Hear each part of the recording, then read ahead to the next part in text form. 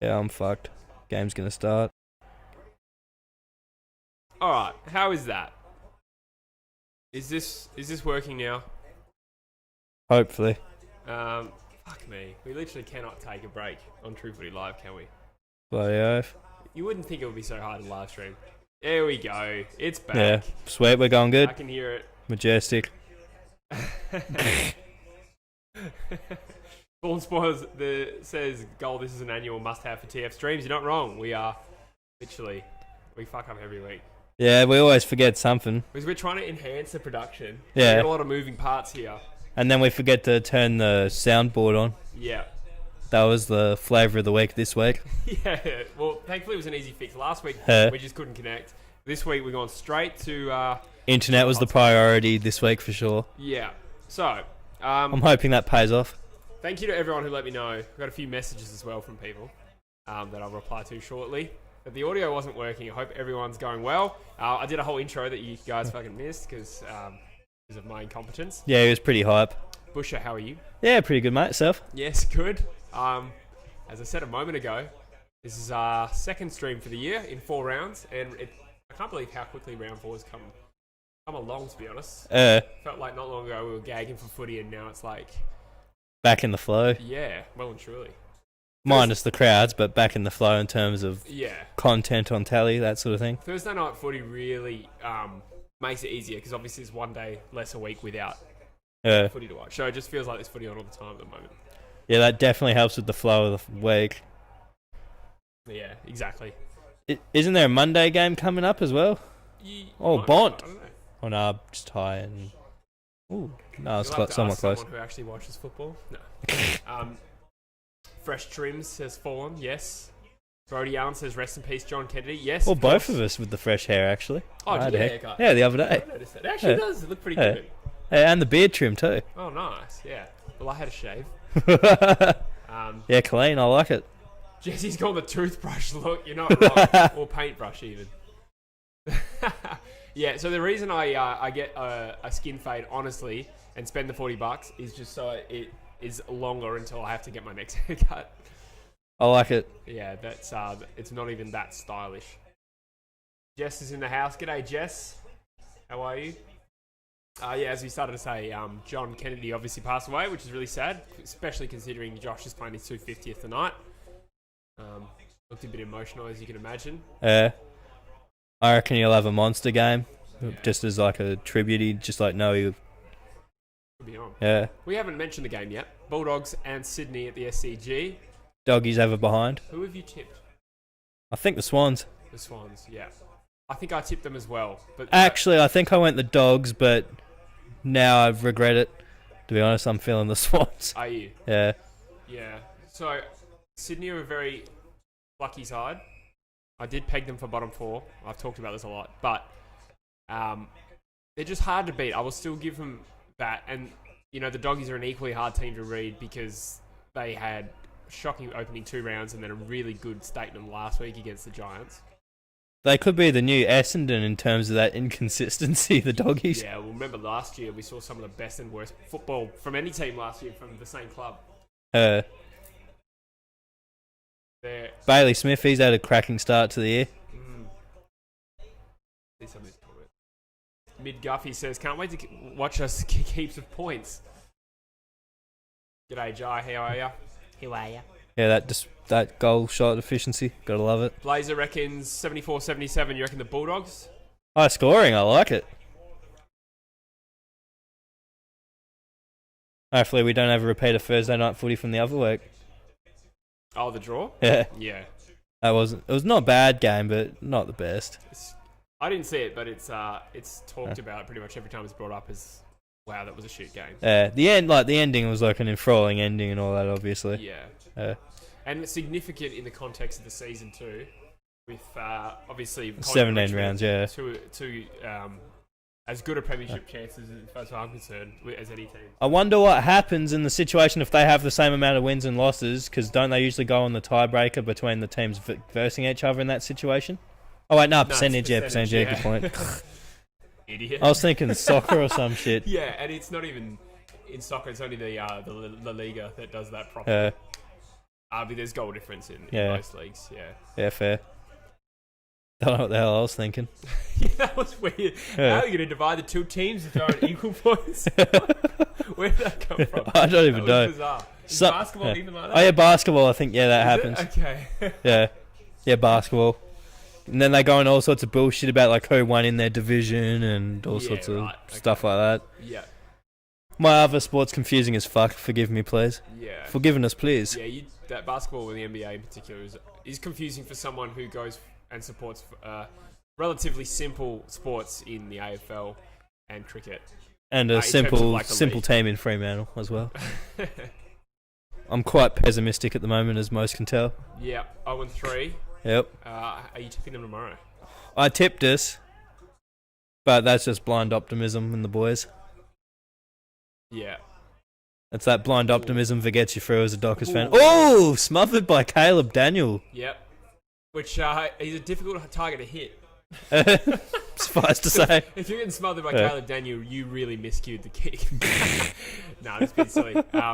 I really thought Heaney was going to make him pay there. He's a player I think could really take his game to the next level. I mean, you kind of say that every year about a promising young, talented player, but I think he's, other than that... It's surprising to see the guys would have overtaken him there, like, I'd say, like, in, like, ascendancy, like...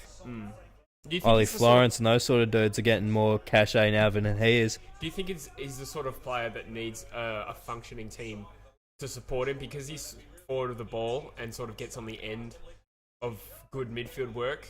Yeah, then he looks maybe worse because he's playing in a team that's... yeah, he's a bit like Dusty in that, like, I'm not going to go so far as to say they're passengers on a good team, but like they need that momentum to really thrive and excel rather than just do their part sort of thing. Yeah.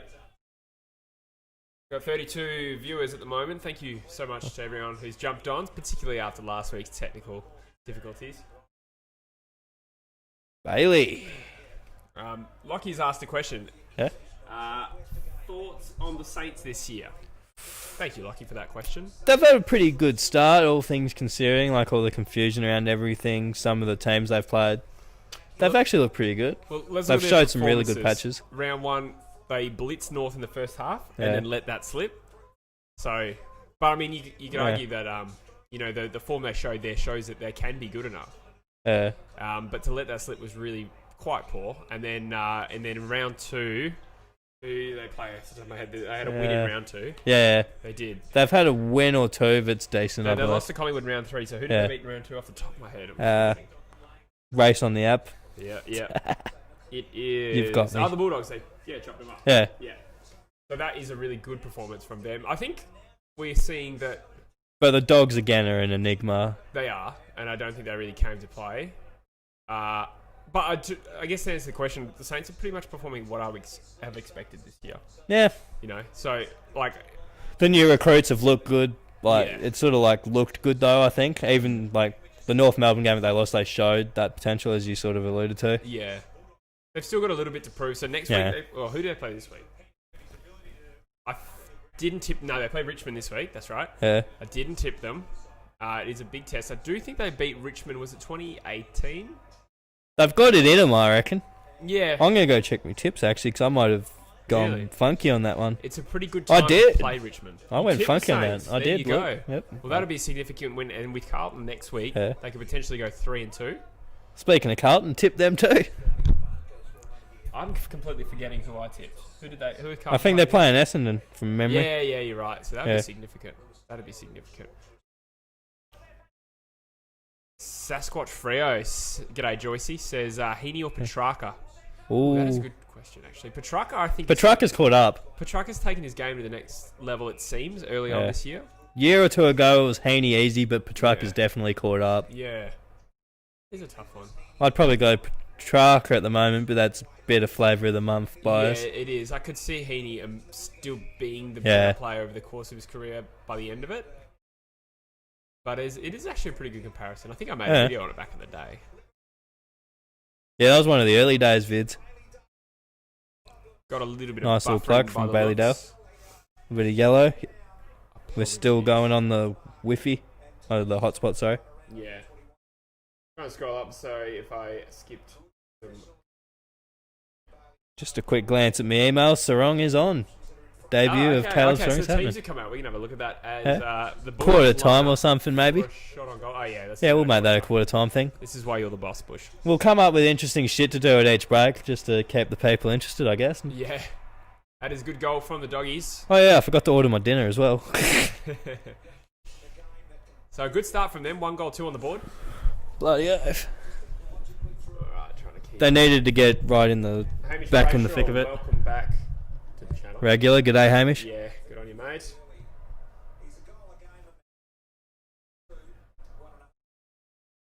Who is the best Aussie AFL YouTuber? Well, I'm not going to weigh in on that, but I do actually have something interesting to say. If you guys like Druzy, we're going to be doing a couple of collaborations on Tuesday with him. Yep. He's going to be coming on the podcast. He's going to be in the dungeon here. He will be. And I think I might be doing a video with him on his channel as well. Yeah. First collaboration in person with anyone, I think, off the top of my head. Oh wait, we've done the interview with the Carl, wasn't it? The Dockers fan. You saw him in person, yeah. True. Yeah. Yeah. Good point. Yeah. No, you're right. Not Carl, Christian. Oh, you're Christian, yeah. Yeah. I knew it started with K. I didn't correct you. It starts with K though, isn't it? It's like, Yeah. yeah. I like how I didn't correct you. I was Yeah. like, Carl, yes.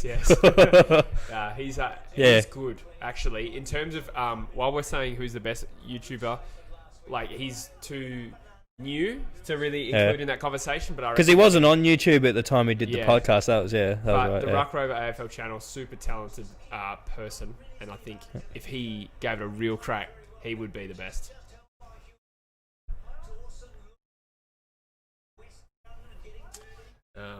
Just try. Richo Man says you should do a collaboration with Swoop. Look, funny you mentioned that. Going to be doing one on Sunday. So there's a few things in the works, guys. He's cooking. Man's cooking. Oh, Young King Cookson says Bush. Oh, g'day, Cooko. How the bloody hell are you, mate? Another great AFL Aussie YouTuber. Bloody oath. How are you, Coco? There's a blue arrow down. We might be lagging. Yeah, no. Oh, not lagging, but like, yeah. Means I've scrolled up. Oh, fair I'm enough. trying to include lots of comments. Just off. Don't know who kicked it, to be honest, but it was just off. Sydney are on the board. Juvenile says Neil or Gaff. I think a couple of years ago it was pretty close. I think Neil surged ahead of Gaff in the last couple of years. 2018, when Gaff was playing very, very good football, I would have made the case that he was at least as good. Yeah. Lockie Neal in the last 2 years, and Gaff hasn't recaptured that form. You'd take Lockie Neal every day of the week, and he's a year younger too. Yeah. And Gaff's still sort of getting the numbers, but he's just not as efficient with it. Isn't that more the thing? He's still getting pretty good, like I think 30, he's still a lot of efficient. 30s and stuff. Yeah. He's still efficient by most standards, but like by those 2018, like when he was at the peak of his powers, he was. Yeah. You know how I would honestly diagnose it? I wouldn't say that his ball use has gotten worse. I think as a team, the way we're presenting for him and his ball use and we're not playing that free-flowing style, his ball use isn't looking as good as it was. I don't think he's butchering it. It's just that suddenly we're not getting, free movement in our forward line and we can't hit up targets. JK's a step slower, that sort of thing. Yeah, exactly. Like, our forward line has failed pretty much big time in the last year. And I'll sort of get to this. A few years ago, you were the best forward line in the league. Yeah, that's certainly fallen away at this point, I'd say. So I will kind of answer this. Somebody, before we lose the comment, somebody did ask about what I thought about the Eagles midfield and why it's not firing. Figuring out how to spread that ball around with all those Bulls, I guess. The only year that our midfield has done really well was the year Sam Mitchell was involved. Now, I think about it, because when you look at 2016, the Eagles' personnel in that midfield wasn't that bad. But statistically, it was always like a bottom four midfield. Yeah. And now, 2018 is the massive anomaly in that. And now we've gone back to, in 2019, a midfield that just gets smashed around the ball. Even with some of the better... you have to ask questions of... I guess I'd say coaches, but I mean, there's been a few different coaches through that midfield. But the system is not conducive to these players playing well. You can't tell me Elliot Yeo, Tim Kelly, Luke Shuey, Andrew Gaff, Dom Sheed is not a very, very strong front five. Still, it could be systematic as general, because you guys are more kicked at 45s, not like a really... get it in the way of, your midfielders are really charging and guys are really flicking the ball around. It's more methodical, kick to kick. Yeah. But it doesn't really allow a midfielder to excel as much. I suppose. But I mean, even in 2017, when there was a real absence of game plan, I would even say, you know, the midfield was still getting destroyed. And then the forward line, as I was alluding to as well, Josh Kennedy's gotten a couple of years older. Darling's probably improved since might give Darling credit for that. But then Lacra's retired, and I know you'll laugh at this, but Venables hasn't played, and he's been replaced by Petruccelli, who hasn't been as good. And then Willie Rioli's out of the team. Willie's a big out for sure. He missed through injury last year. I think the cumulative effect of that has also diminished the Eagles forward line. But anyway, won't bang on too much about that. Oh my lord. One of my favourite restaurants delivers here now. Who's that? Run Amok Hot Dogs. Holy shit. That's a game changer. That joint's actually fucking good though, eh? Would vouch for anyone that's in the South Freo area. Go to Run Amok Hot Dogs. You will not regret it. They haven't paid us. That's a sincere plug. Another goal, Norton. He is an absolute fuck knuckle. Look at the hairstyle. No, you can tell he's from Pinjarra or wherever he's from down that way. Stories about him, mate. That is a horrid hairstyle, mate. That is just supreme confidence. I guess it is Pinjarra he's from, eh? He's certainly from Peel. So yeah. Maybe, yeah. I thought it was Pinjarra for some reason. It'd make a lot of sense for the haircut, I reckon. Oh, Hamish says, Bush, how's my second favourite non-Eagle supporter? I think he said earlier that Young King Cookson is his favourite. Yeah, I believe Cooko pipped me on that one. Or was it Joycey, actually? It might have been Joycey. I think he said... Because Cooko doesn't go for the Dockers. He said non-Eagles supporter. Oh, fair enough. Yeah. Because I remember the last stream, I was Dockers fan, and Joycey pipped me, I believe. Yeah, fair enough. Yeah. Yep. Charlene says, Travis Boak or Mitch Duncan? Really tough one, hey. Probably Boak. At the moment, especially when you consider the entire career. Yeah, legacy factor, Boak for sure. But Mitch Duncan last year probably was career best form. So was Boak, to be fair, though. Yeah. Boak had a pretty good year. Yeah.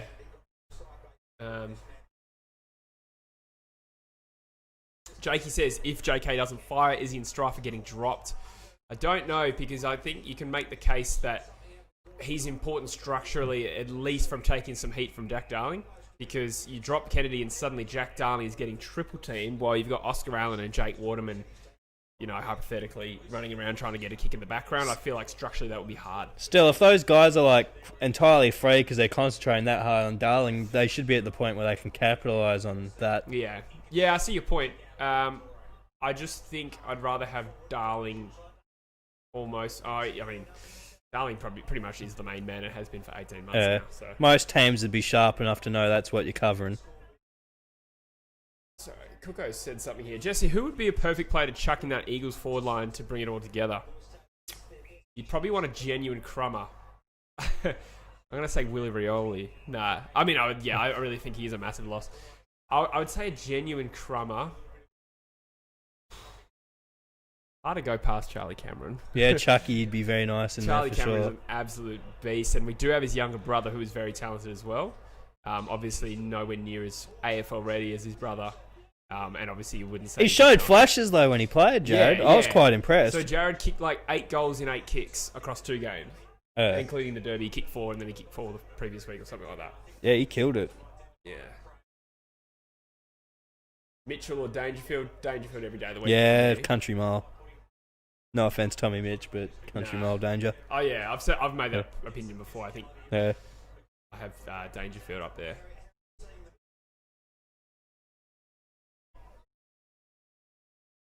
How do you see, asks Tyler, Geelong and Richmond bouncing back from a couple of tough losses?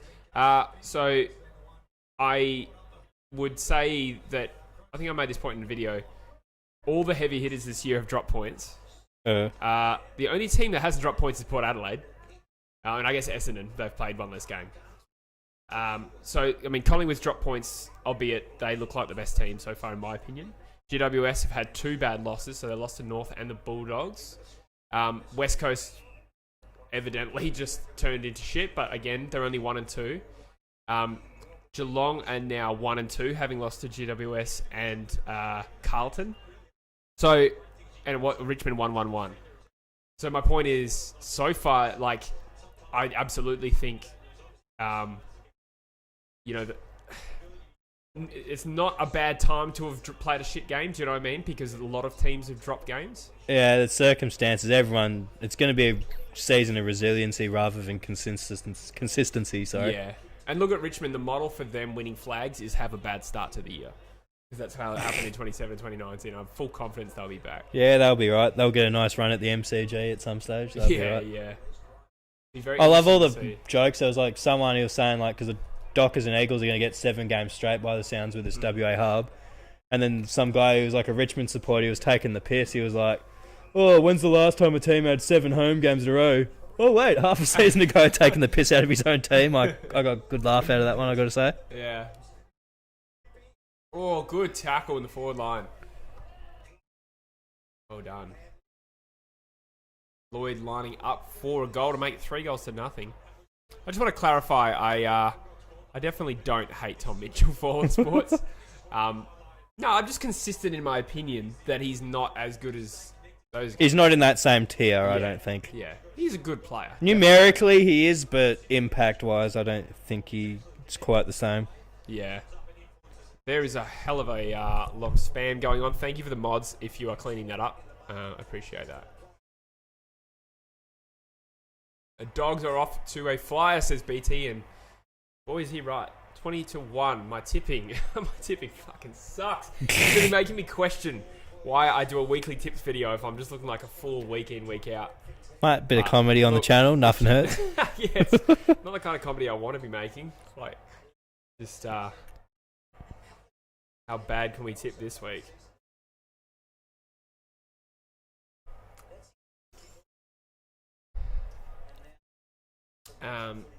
Coxie. Slats wants to know, how do Hawthorn get better, rebuild or go for talent straight away? This is an interesting debate. This is almost a video in itself, I reckon. They're in a weird position where... Yeah, but you could... I wouldn't argue that they're not in a great position still, considering where that could have been, where they've come off that 4 flags in 7 years. The thing I've noticed is teams that are successful don't necessarily keep their picks. Yeah. So you can see that theme with Hawthorn, Geelongs, they've sort of kept guys coming through the door rather than overvaluing those draft picks. Totally. And I think Hawthorn has done a great job of it. Like, obviously, I've said they're top heavy, they're best 22 strong, and past that, it's very unproven. I'm sure internally, Hawks fans are like, yeah, all these kids are sick, but, I've made this point as well before, because Hawthorn win all the time and have been such a good team for so long, they probably tend to overrate their unproven players, and I've done it in the past as well with the Eagles and stuff like that. I think, to answer the question, what should they do? They probably just keep going the way they are, barring like rules around trading first rounders and stuff like that, which I don't know where they're at with that. Keep their value system where they've got their value system's probably a good way of putting it in terms of what they value in terms of both aspects, sort of like keep valuing it the way they're valuing it. They've found that balance between both, because you do need that balance. Yeah. And they've found that nice little zone. Yeah. I mean, because you got to keep the youth coming through, but you got to keep the. Well, James Warple was a second-year player who won their best and fairest. So, like, they do have youth on the list. Yeah. And they did just take a first rounder in Will Day. But while they're a destination club, they've got that benefit where they can take that strategy that other teams just can't do. Like, I even challenge like a Collingwood. They even nail those late picks though. That's the thing. Even if they take more late, they nail them. Yeah, Mitch Lewis is a pretty good young talent. Pick 88. James Warple was pick 45. Exactly.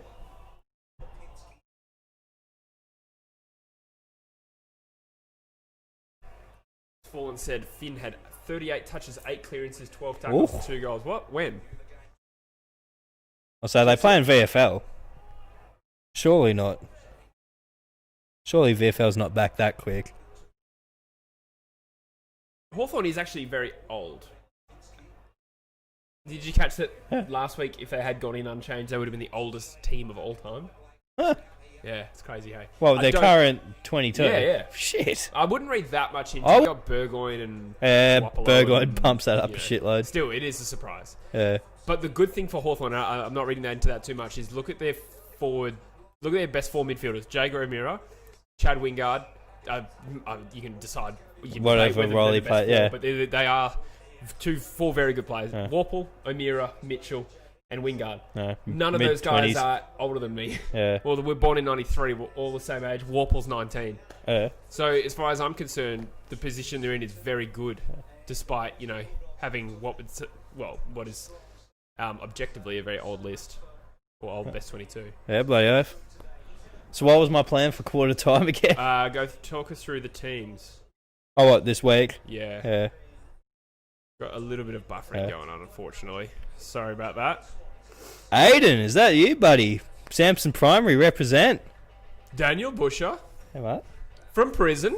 That's one way of describing Samson Primary. No, it was a pretty good primary school, really. G'day, Aiden. I'm just having a little look at my fantasy team. Okay, so Pickett and Sam Jacobs are out as well. Cozzy Pickett. Marlian. Fair. Marlian's out. Yeah. Oh, god damn it, I might actually have to do a trade this week now. Yeah. That one American dude who watches AFL Footy says Sydney better make a successful comeback. Yeah. It is a very commanding start from the Bulldogs. We'll see what happens. Also might even just have a look at the stats. Sorry, we kind of neglected this game a little bit. Yeah, just a smidge. It is hard. Parker, 9 disposals. Crozier, 8. English, 8. Heaney, 7. So Heaney's battled hard. Jake Lloyd with 7.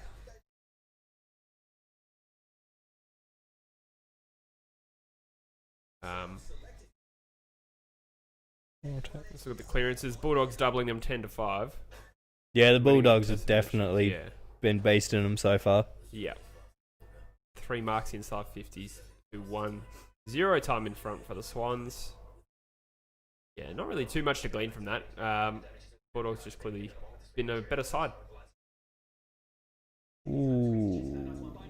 Oh, back in Sarong, I reckon. So yeah, let's go through Freos first. Oh, what, the list? Changes, yeah. Yeah, we got Sarong in, Hillian, I believe. I don't have him in front of me yet, that's just off the top of my head, but Stephen Hill's in. yeah. And Cox is out, I believe. That was a curveball injury. Sounds like your Saturday night. Am I right? Absolutely, mate. Oh, Lockie chips in with $1. Thank you, Lockie. Appreciate you. Thanks, buddy. Appreciate Very kind it. of you. What a legend. Bloody oath. Are the Saints going to beat Richmond this week, Lockie?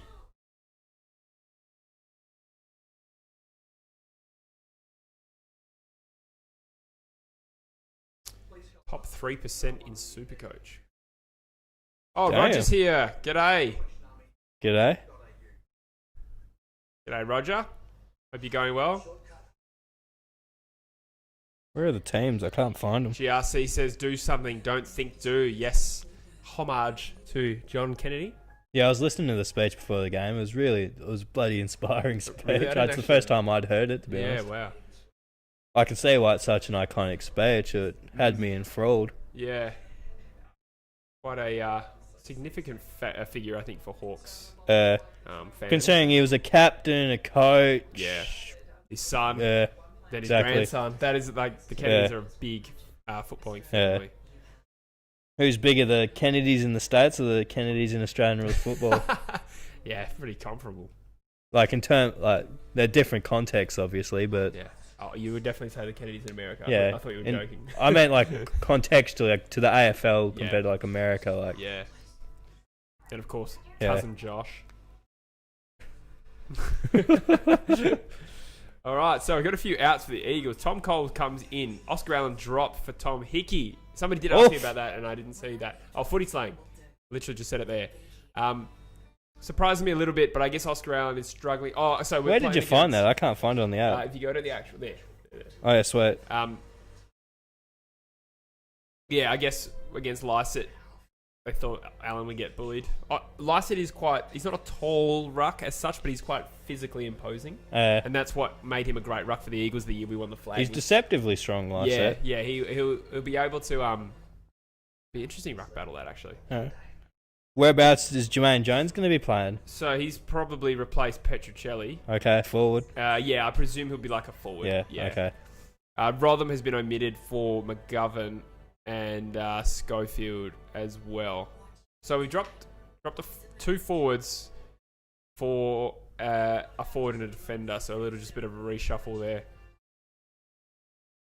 Yeah, right. Interesting. Oh, no, so Rotham's out. No, it all evens out. All right. Kane Farrell replaces Dersma for Port Adelaide. Dersma doing that hamstring last week. That looked really painful when he did that. Yeah, I was worried for him. Sounds like it wasn't as bad as it could have been. 3-4 weeks, something, isn't it? He didn't have to cop surgery or nothing, I don't think. Okay, that's good. That's good. I think it was 3-4 weeks. Tom Green is back in for the Giants. That's really good for my fantasy team. Actually, did I trade him out? Shit, I might. Yeah, I just traded him out there. He's in. Toby Green's back in. I traded him out last week as well. Josh Kelly, Shane Mumford. So some big ins for the Giants against. This is a potential grand final preview again.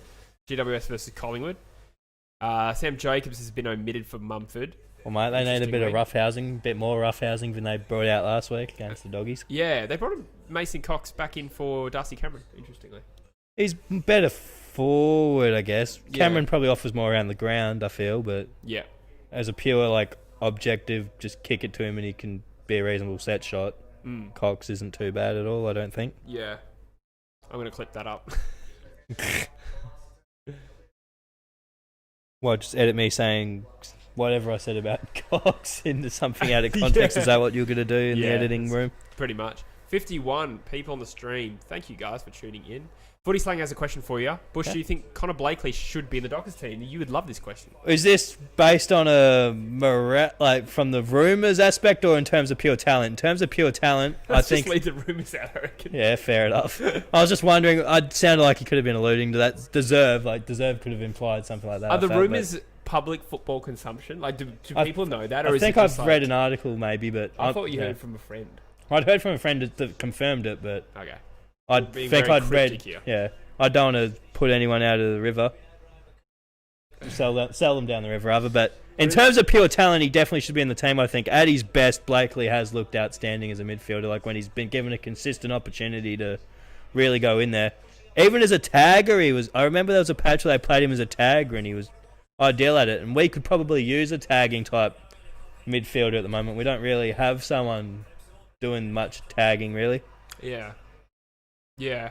Well, Bailey Banfield, is he in the side? Yeah, Banfield's in and out, but they play Banfield more as a forward than a tagger. Yeah, I don't get it. They play him as a pressure forward. Yeah, okay, fair enough. Which is weird. See, Blakely strikes me as someone who's really, really good in and under midfielder, who's been trying to adapt into another role at AFL level. I don't know if he has the tools, but I do think if he got developed as a full-time midfielder, he'd actually be half decent. Blakely, yeah. Definitely. He needs to tidy the skills, but other than that, he's hard at it. He knows where to be, sort of thing. He just needs to tidy up the disposal. He was very good for you as a defender for a while, though. Yeah, he's certainly not a bad defender, but midfield's where he's best, in my estimation, I'd say. Yeah. Cook, I'll let you know later in the group chat. Rogue, I'm loving Hayden Young so far. I'm loving the upside. It's hard to give him too much credit or discredit with the way things are going so far, but once he gets that confidence and really, he's going for those kicks, but once he gets the confidence and really executes them, he'll be looking really good. Because there was a few times the commentators last game were going, why did he take that kick? It's because he's a bloody good kick. He just needs to get those reps at AFL level and he'll start slotting them. I'm not going to lie to you, I missed the start of who you were talking about. Hayden Young. I thought I worked that out together. Yeah. When I'm raving about a kick, it's usually Hayden Young at this point, let's be honest. Yeah. Yeah, you need to give players a bit of license, I reckon. Especially in the current context. Yeah, I feel like it's a good... I think it's a good sort of strategy to let your players play with freedom. I feel like Jurgen Klopp in the Liverpool... for Liverpool in the Premier League is that same sort of thing where it's just sort of embrace what you're good at. And that's why... Well, I guess the point I'm trying to make is... You'd go to a Hayden Young and be like, hey, just try and pull off those kicks we know you're capable of, and we'll back you in. Don't be scared of fucking up. Yeah.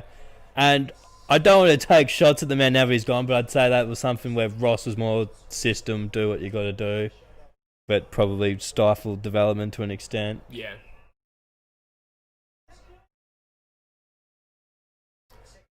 We're a few minutes into the second quarter, by the way. Yep. Cardman is here. Just got back from footy training. Oh, man, what kind of footy player are you? What, Posy? Give us your role.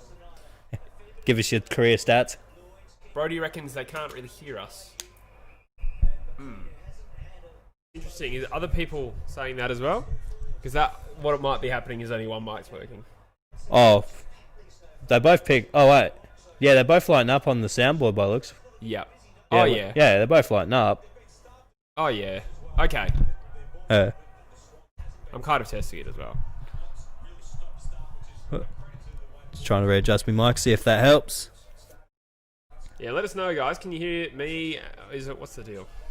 I'm gonna test it as well on my trusty device. Bit of inception going on. You'll hear Jesse listening to us on his phone through the mic. It's definitely not as good as yours, but I don't think it's a problem. Oh, it's probably because I've just got a booming voice. Yeah. You know what might happen? For anyone watching this stream, if you are listening with headphones, I think what could happen the left-right thing. will be left and right. So if you have a dominant earphone, that'll be why. Oh, Papley slots an important goal for the Swans. They're finally on the board. Ooh. Talking about underrated players. He's a player who... One of the best small forwards going around. Yeah. Other than Charlie Cameron, he's probably almost there. I've seen a few people have him at second, and I probably wouldn't argue with it too profusely. I can't think. He probably Mickey Waltz, if you count him as more of a forward than a mid these days, which is... Yeah, that's true. If you're distinguishing small forward from mid forward, which is a fair distinction these days, I think. Yeah, fair enough. I think if they had done a second All-Australian team, like a reserves team, you probably would have had Papley in that position. Yeah, definitely last season in particular. Yeah. Bit quiet for use as juvenile. Sorry if I'm butchering your name. I'm just saying it phonetically. Jesse, nice name. Thank you, yes. Do you always get that, isn't Jesse a girl's name? I get that. Jesse's voice is on the left, yeah. Too soon, man. Oh, fuck, my bad. I'm joking. The fact that you reacted like that made it weird as well. Harrison has joined the chat. Welcome. Footy Slang wants to know your opinion on Brayshaw v Chera. Ooh. Brayshaw's intangible stuff definitely is a selling point. Not saying Chera's isn't good, but like Brayshaw's just like really more outgoing, and like when Fife probably sails off into the sunset after we've let him down for a few more years, Brayshaw's probably the guy that's naturally set to take that position, which adds a bit of value, I feel. Whereas Chera's probably just a real sharp, skilled guy that could end up more skilled and impactful than Brayshaw, but at the moment where I haven't seen enough from either, I'll give the nod to Brayshaw because of that extra stuff, I think. Yeah, fair enough. Jesse cops the IE in his name as well. Yeah, bloody oath. That's something I've always gotten. I don't know why, because I know way more male Jessies than female Jessies. But I digress. Corey wants to know our thoughts on Collingwood this season. So if you caught me before, I did actually say I think they are the best team so far. At the present, on form they are. Yeah, they looked ominous in round one. They've come back. Well, admittedly, not an amazing performance against Richmond, but they probably should have won the game. And then last week they were too good for the Saints and looked very good doing it as well. And look at the talent on that list and the balance and the composition, and look at their forward line. Even though we've talked about their lack of a key forward, it's still dangerous with Jaden Stevenson back in there and Jordan to go in. The Jamie Elliott, the balance there is really good. Yeah, well, even Cox and Myercheck is an underrated forward, I feel. I rate Myercheck's game. That's right, Hamish. I remember you telling me that. Harrison has subbed and rung the bell. Thank you very much. Appreciate that. Appreciate everyone on the stream supporting it. Thanks, everyone. He has given it a roost. It's going to sail through for a behind. Bit across the face, but another low scoring nice strike. Contest. Lockie wants to know, is footy back in WA local, and what's your opinion on COVID-19 spreading in Victoria badly? This is actually something you probably should have mentioned, address the COVID-19 thing. First of all, is local footy back? I don't know. I think they're playing in a few weeks. They've been training for ages, but the actual games are back, I think, around that July 18 sort of timeline. I can't imagine why you wouldn't bring it back, considering nobody really goes to attend local games. I think it's going to be a boon for the waffle, though. I think a lot of people will get around the waffle. Yeah. Considering the crowds can get around it. Yep. People have a bit of a, we can do shit again mentality. Yeah. And there won't be too much AFL. Actually, there probably will be a decent chunk of footy to watch here now. Same weekend. Yeah. So it probably won't have that much of an effect. And people Still will actually go get to to more AFL games at Optus Stadium now. Because Geelong and Collingwood are playing on the Friday night. Yeah, that's true. What are our thoughts on COVID-19 spreading in Victoria? It is a real concern. Yeah, definitely. It's a real concern. Wasn't this kind of reignited by the protests? I don't know how much they've actually attributed to the protests. I think there's been a few community hotspots where someone's had it and not realised or whatever and interacted with chunks of the community and sort of... Because I know there's a few suburbs in Melbourne where they're like, do not go there. Those suburbs are infected. Yeah. I'm probably exaggerating a bit with that assessment, but there's suburbs where they go, don't go there at the moment. Yeah. Well, that's like that in Perth, and that was before COVID-19. Yeah, that's true. It is a concern. I don't really know what's going to happen. I mean, in terms of football, that's my biggest concern. No, not really. But, I mean, you're going to have Victorian teams leaving and hubbing. Probably going to do similar with South Australia at some point. Yeah. I'd be interested to see if they tried to set up some sort of, like, triangle hub between, like, Perth, Adelaide and Darwin, 6 teams in each. Darwin? Well, if you need somewhere for the other 6 teams that's sort of in that... Because Northern Territory's allowed to travel to WA once they start opening those state borders. Yes. Because if WA open, they might open to South Australia and Northern Territory. They'll be less likely to open to Victoria if it's had this flare-up. Yeah, yeah. Or a more volatile New South Wales because it's much higher population. What teams do you think would hub in WA with Geelong and Collingwood? Ooh. I was thinking about this. It can't be anyone who's played Geelong or Collingwood or Fremantle or West Coast. Yeah, that's going to be the logistical nightmare of this. I was figuring out who. So you're thinking your North Melbournes? I'm thinking that'd be more you'd have teams assigned to each city permanently and they'd travel within that triangle rather than sort of hub it. That kind of was my theory. Okay. I just mean in this coming hub. In this coming, hub we believe is going to the 2 more teams coming, you mean? Is that who you're speculating? Yeah, probably North Melbourne and Carlton would be my guess. Yeah. Carlton hasn't. Yeah. Do you think they'd wait? They probably wouldn't do a Carlton Collingwood at Optus, would they?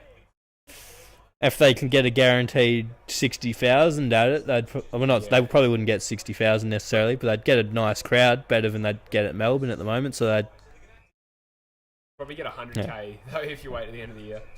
If that's going to happen, you have to make the judgment call. Probably won't happen. Right, and that's also why I think it's because I was watching something before the game. It sounded like I think that's why Freo got the home game for the Derby, the influx of cash. Yeah. Sounds like it would probably be like $1 million at the door, dollars at the door on the day or whatever. Wow. Well, I think that kind of works for the Eagles because we retain the home game. Yeah. I believe. Yeah, you'd still have a home game. You'd be at the advantage for a home game, surely, at this point. Yeah. But because the WA Football Commission pretty much own or manage both teams or whatever, they'd probably go, Freo need this bone more than the Eagles who have 100 million or whatever it is in the bank. Yeah. Oh. And I think we pushed hard to try and we made a big case and presented a good argument. Okay. Yeah. Because it was sounding like it was going to be you guys apparently. Yeah. Not a real clear way to decide it. Yeah. Because I think it would have been your turn anyway. Possibly. So we alternate who takes the first home derby. Yeah. But there's only going to be only one derby this year. Yeah. Which is the... Vandermeer puts it through. The Bulldogs are now 3 goals clear. Sydney need a response. He's bobbed up a couple of times from the few times I've caught the doggies this year, Vandermeer. He was in my fantasy team. I didn't know who he was until he popped up the first time I saw him, to be quite truthful. I don't know too Was much he a rookie pick or something? Vandermeer. Pretty new. I can't remember if it's his first or second. He doesn't look like an 18-year-old to me. He's been around a couple of years. Or a mature rookie or something, I don't know. Oh, yeah. Reconnection successful. Sorry if we just dropped out there, guys. Yeah, she was twirling for a bit. Another goal for the doggies, was it? Fallen Sports says WA bias much 7-0 at Optus. When was the last time that happened? Yeah, but they are going to even that out. We're not going to play 7 home games and then not go and play 5 away games. We'll probably have to go to Victoria or something like that. We'll have like 2 home games and 3 away or something at the very least. The sort of like Optus. I meant post the 7 weeks in a road Optus. Yeah. They'd probably have like, so we can come home for a bit. Yeah, we'll probably have to hub. Yeah. Again. Yeah, possibly, depending on the situation with everything. Yeah. Hopefully in a few months the national border situation's at a point where it can be more managed effectively.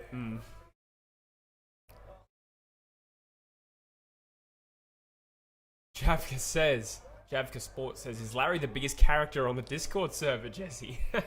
We have a number of characters. Very passionate young man. I had to slap the ban hammer on someone the other week on the Discord server, yeah. Did you? Yeah, they're bloody going off in I think it was the showdown game. Okay. They were going off in the chat, and I was camping at the time, and I was just copping spam notifications from this guy just being a dick. Yeah, right. And because I was camping, I'm like, this guy's just chewing my data. I just went, fuck this guy. Bang, went in there, just banned him, no mercy. No context. and everyone in the Discord was bloody loving it, like, yes, Bush. I was like, there you go, boys. Problem solved. That's funny. I don't know if I've ever banned anyone. I might have. I had to look up how to ban someone, but you could just turn off notifications. Yeah, but still been going to my phone, wouldn't it?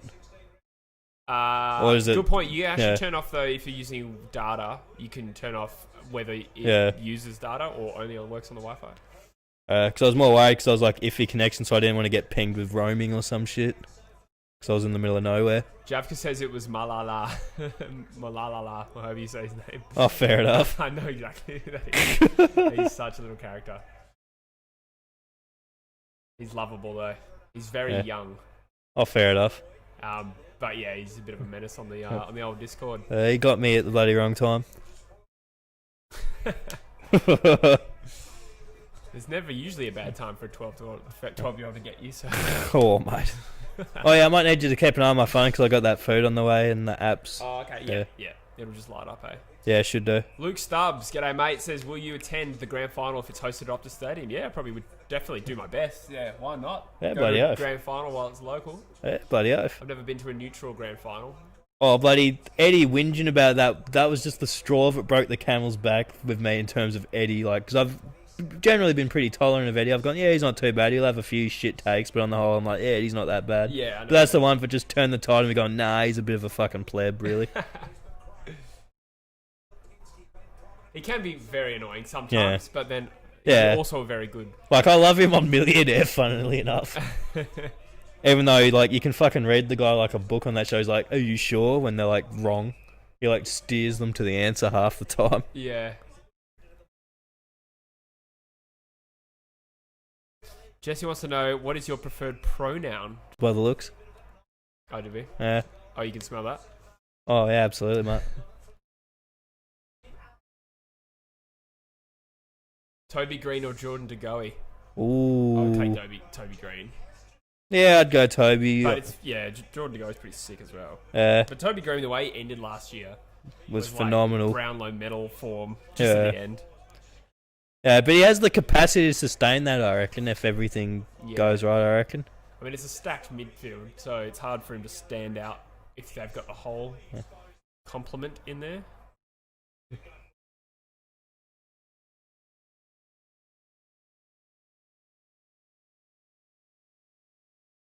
Bont puts it through. The Bulldogs looking like they're going to put them to the sword so far. Important win for them, for their season. Yeah, they need this to definitely stay in touch of finals and having a shot at contending. Yeah. We can talk a little bit about beverage as well. It is a topic that comes up a fair bit. This was actually a conversation more of an argument I had with Dad the other week. We were sort of like, he was saying like, oh, no one should be judged on this season. I'm like, people will be. Coaches will get Bevo will get fired if they have a shit year. Yeah. Ken Hinkley will get fired if Port have a shit year. Well, not fired. They just won't renew his contract with Hinkley, but that sort of thing. Do you reckon Hinkley... Players, especially if they shorten list, players will be seriously judged on their impact. Oh, yeah. This year. Yep. Definitely.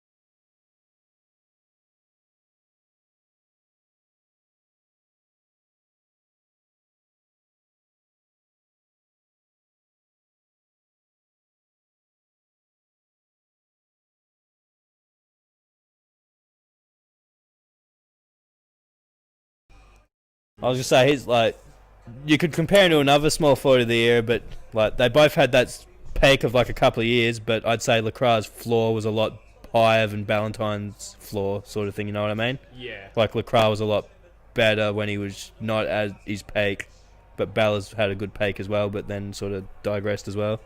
We If are that getting made sense. black screen. I don't know why. Me neither. That's the audio. Yeah. There's no reason to suggest this. Is it YouTube shitting itself or Obi? No, it's No. back. There's absolutely no Oh, reason they're back. why. Comments seem promising. Yeah. No, there's no reason for why that Yeah. would have gone black screen. Anyway.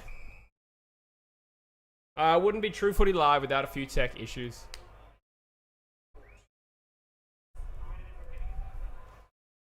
We Jesse, you fucked it again, says Hamish. Thanks, mate. Well, we can tell them about that double header live stream we were talking about. Yeah, perspective. It could be definitely on for sure. The back-to-back Eagles and Dockers, wasn't it? Yeah, so Saturday, July 11th, probably at my house. Yeah. We will do Fremantle. What was it again? I forget. Is it Melbourne? Fremantle, Something Melbourne, like that, yeah. and West Coast Adelaide, back to back on the channel. It'll be like a 6-hour stream, and we're hoping to get Druzy on for that as well. So, if you're a fan of Druzy, which I am, And if you love a marathon stream, yeah, that will be an absolute piece of work. That getting through it, but it'll be fun.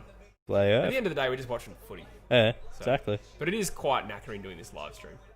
It does take it out of you, but at the same time, it's just like sit back, have a bit of a yarn. We say this as Bond has nailed it. Yet another goal. This is getting out of control for the Swans. The Bulldogs are really starting to play like the team we thought they would in pre-season, or at least I certainly did. Yeah, this is more what you'd have expected from them at the start of the season, Yeah, for sure. yeah. That's why I shouldn't have tipped the Swans. Is it on its way or anything? It does say menu log notification. It probably means it's on its way. Yeah. Also, just get it close to me to wave my face at it quickly. And I'll just see what it is. So weird. Oh, dang it. I'll punch it in. Why is your password NUTS? On its way now. Yeah, we'll get the map. Cool. Got 9 minutes. Yeah, nice. We'll just occasionally check that map now and we're sweet. Did somebody say menu log? You know what I noticed about menu log? That Snoop Dogg ad. Have you seen it? I think so. It's like a TV ad with Snoop Dogg who's written like an original little rap for it. And it's like a well-produced video. That must have cost so much. They must be going alright. Yeah. Because that was like a fairly high production ad. To be fair, during everyone's lockdown, I reckon Menulog and Uber Eats would be two companies I would have loved shares in. Yeah, true. A lot of people would have been ordering in, I reckon. Yeah. Especially because restaurants were getting creative and having a... Yeah. People weren't eating out. They were just eating out at home. Absolutely. Also consuming takeout. I've got a nice hot dog on the way falling. Gross.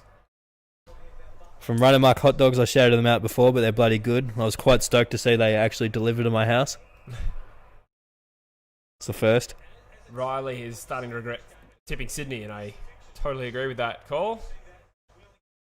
You tipped the Doggies, didn't you? Yeah. Yeah, pig.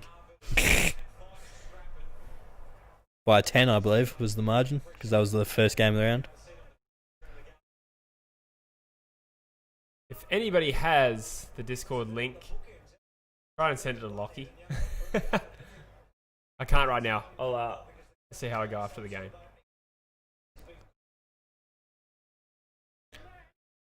McRae or Gaff? Yeah, you probably go McRae for the last couple of years. Yeah, I'd go McRae. Younger as well. 2 years younger. Only 2? I thought even younger. Yeah, no, he's 94, I'm pretty sure. Well, yeah, McRae's okay. older than you think, actually. Feels like he is young. Yeah, I thought he was pretty young, really, funnily enough. But that's probably because he's surrounded by, like, Bont and Dunkley. Yeah, there is a feel that And he sort of emerged at the same time they did. He had that later blooming. Yeah, true. He bloomed late compared to those two guys, so it sort of like seemed like they came up at the same time. Yeah. That probably sold that. Yeah, like Libber and Hunter and Wallace, those guys were all like 27. They were there, like, they were sort of there before. the last time they were somewhat relevant when they had like Barry Hall and Acker and that sort of stuff. They were like the young guys back then, weren't they? Yeah, I Oh, I don't know if it was that long ago, but Barry Hall was there in like 2011, wasn't he? yeah. Yeah, like those early 2010s. Liver and Wallace for the 2010 draft, so Yeah. I guess so. Was he there that late? You might be right. Yeah. Yeah, Barry Hall was there like 2011, Yeah, okay. if not later as well. But he was definitely there in 2011. Because I think that was the year they made somewhat of a finals run. Don't think so. No, so 2010, I remember they were good, and 2011, I'm pretty sure they shut the bed. Possibly. We beat them by like 127 or 117 points or something ridiculous. Even good teams have games like that every now and again. Yeah, no, I'm sure they didn't make finals though. Not, I don't know why we're debating their performance of 2011. Yeah. That's true. Juvenal says no Dunkley tonight. Injury 6 to 8 weeks. I'm wonder if spewing it's as the vice captain in our draft league. Yeah, true. I wonder. We were saying it before, but I wonder if to what extent like it almost relieves a bit of a headache for the Bulldogs because they've got all this talented these pieces that they need to fit in. And we were talking about how McRae was on the wing in round 1, Bailey Smith on the ball. Having Dunkley out actually, I wouldn't say it helps them, and they certainly wouldn't prefer it, but it's like a selection headache. Yeah. They don't have to figure out who has to compromise what they do. Yeah, and evidently, they're playing well, so Uh, I don't know.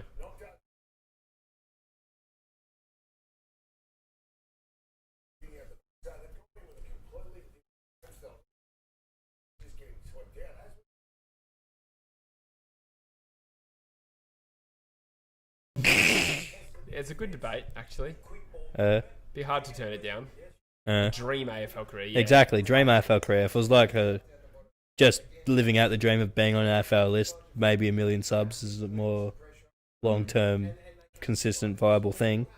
I think we're having a little bit of more buffering issues. Interweebs. Well, we might be back now. Not too sure.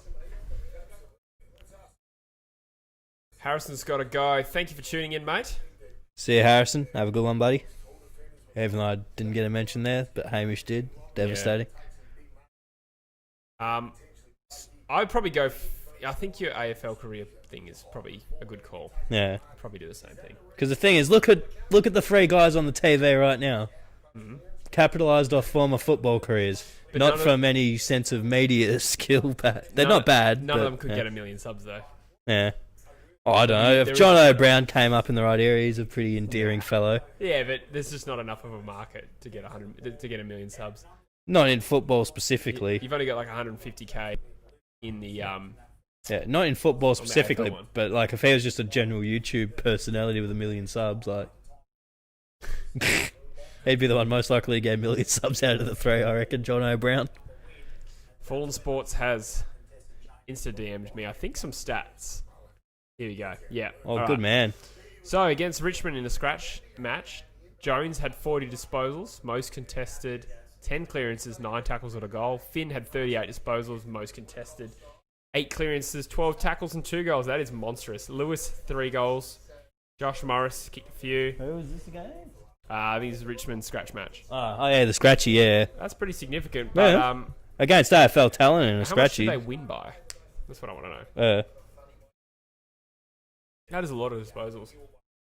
Where's Will Day at? That's a good question. It cut me deep, Hamish, not going to lie. What's that? There I At the will. bottom. Cut me deep. Third most known. Poor Joycey. Yeah. Slid down to 4 now. Wait, who's the second? Harrison, sorry, Hamish, because Oh, right. Harrison said bye, Hamish and Jesse, and I was devastated. Not really, but I made a bit of a devastated. Not really. I don't know. Let's have a look Oh, at my hot dog's probably here. The phone's ringing. Alright, I'll take you through some stats while Bush is getting his hot dog on.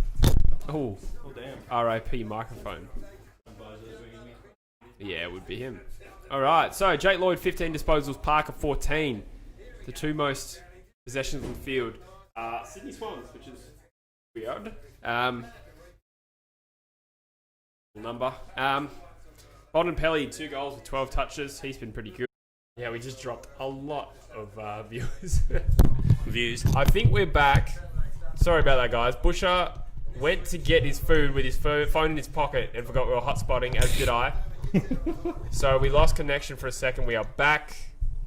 We dropped down to 12 viewers. Devastating. Maybe. Thank you to those who stuck around. Trying to get this thing set up nicely as I sort of transition to my hot dog. Is that the only transitioning you're going to be doing?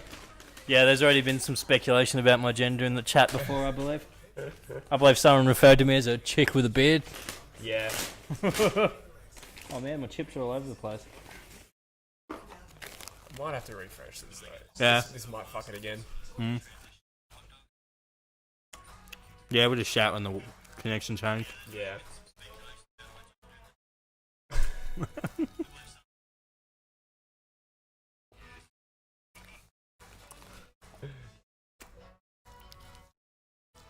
This Bunnings ad is embarrassing.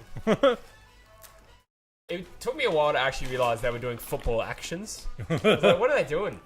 Oh. Like the guy who puts down the pallet and then... knows. Alright, I think... I bet you do shit like that with the tools at work, don't you? Yeah. I hope it came in just as I said that and the rest had no context. Alright, sorry about that, guys. We are back to normal, I think. People who stayed are legends, says Javka. Yeah, you're bloody right. Shit, no. Time to get new internet. No, I don't know if it worked, but I don't know if it worked while we explained it, but yeah. Yeah. Bush had the phone in his pocket and he left. Yeah, because we're hotspotting off my phone because the internet in my games room shit. Sorry, Lucky. Do you follow True Footy on Instagram? Because I will send you the link. If you chuck us a DM, a True Footy official on Instagram, I'll send you the link. He just wants you to slide in his DMs. Don't say that.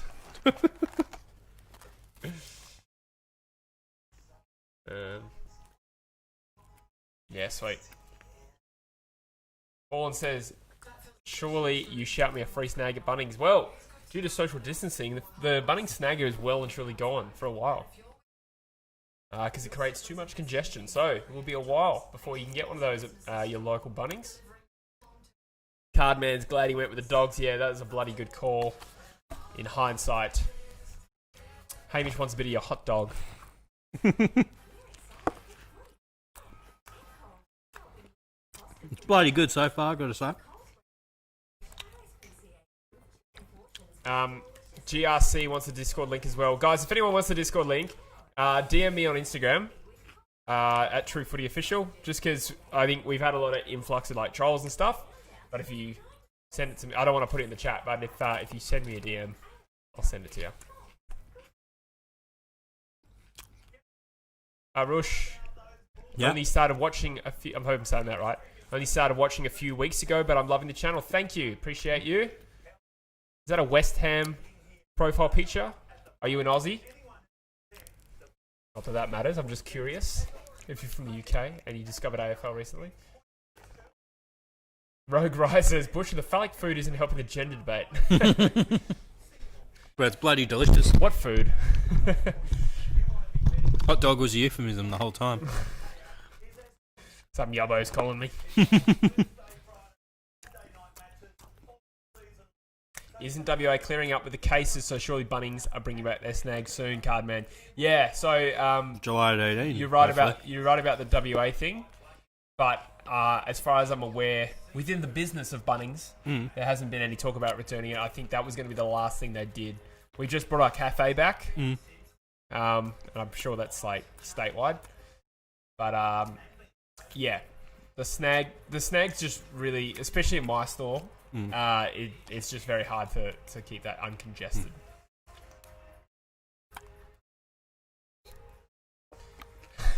Maybe just Busher inhaled that hot dog, Jesus. You're a pig of a man. I was fucking starving. Yeah. Jafke says, honestly, UK viewers are great for an Aussie channel. It broadens the channel and teaches people from overseas about footy. Yeah, you're right. Oh, yeah. I've actually had a few people, particularly from America, on the channel and on Instagram as well. I've had a few conversations as well with people who are eager to learn, and that's really cool. Yeah, I'm loving all the new eyes on the game. It's one of the few good things we can take out of all this, and I'm just like loving it. Yeah.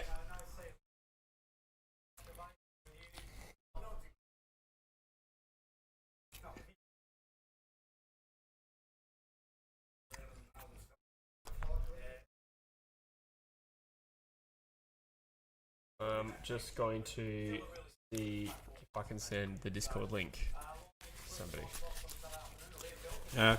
ISC, Collingwood's Guernsey supplier, is on the verge of financial collapse. Really, ISC do West Coast as well, I'm pretty sure, and a number of different teams. Yeah, it's not the only team they do, that's for sure, ISC. Yeah.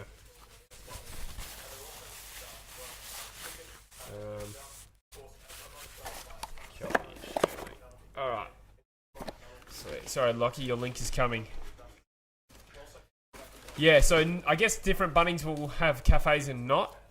Depends on the size. I don't know why I'm talking about Bunnings on this live stream. My other passion.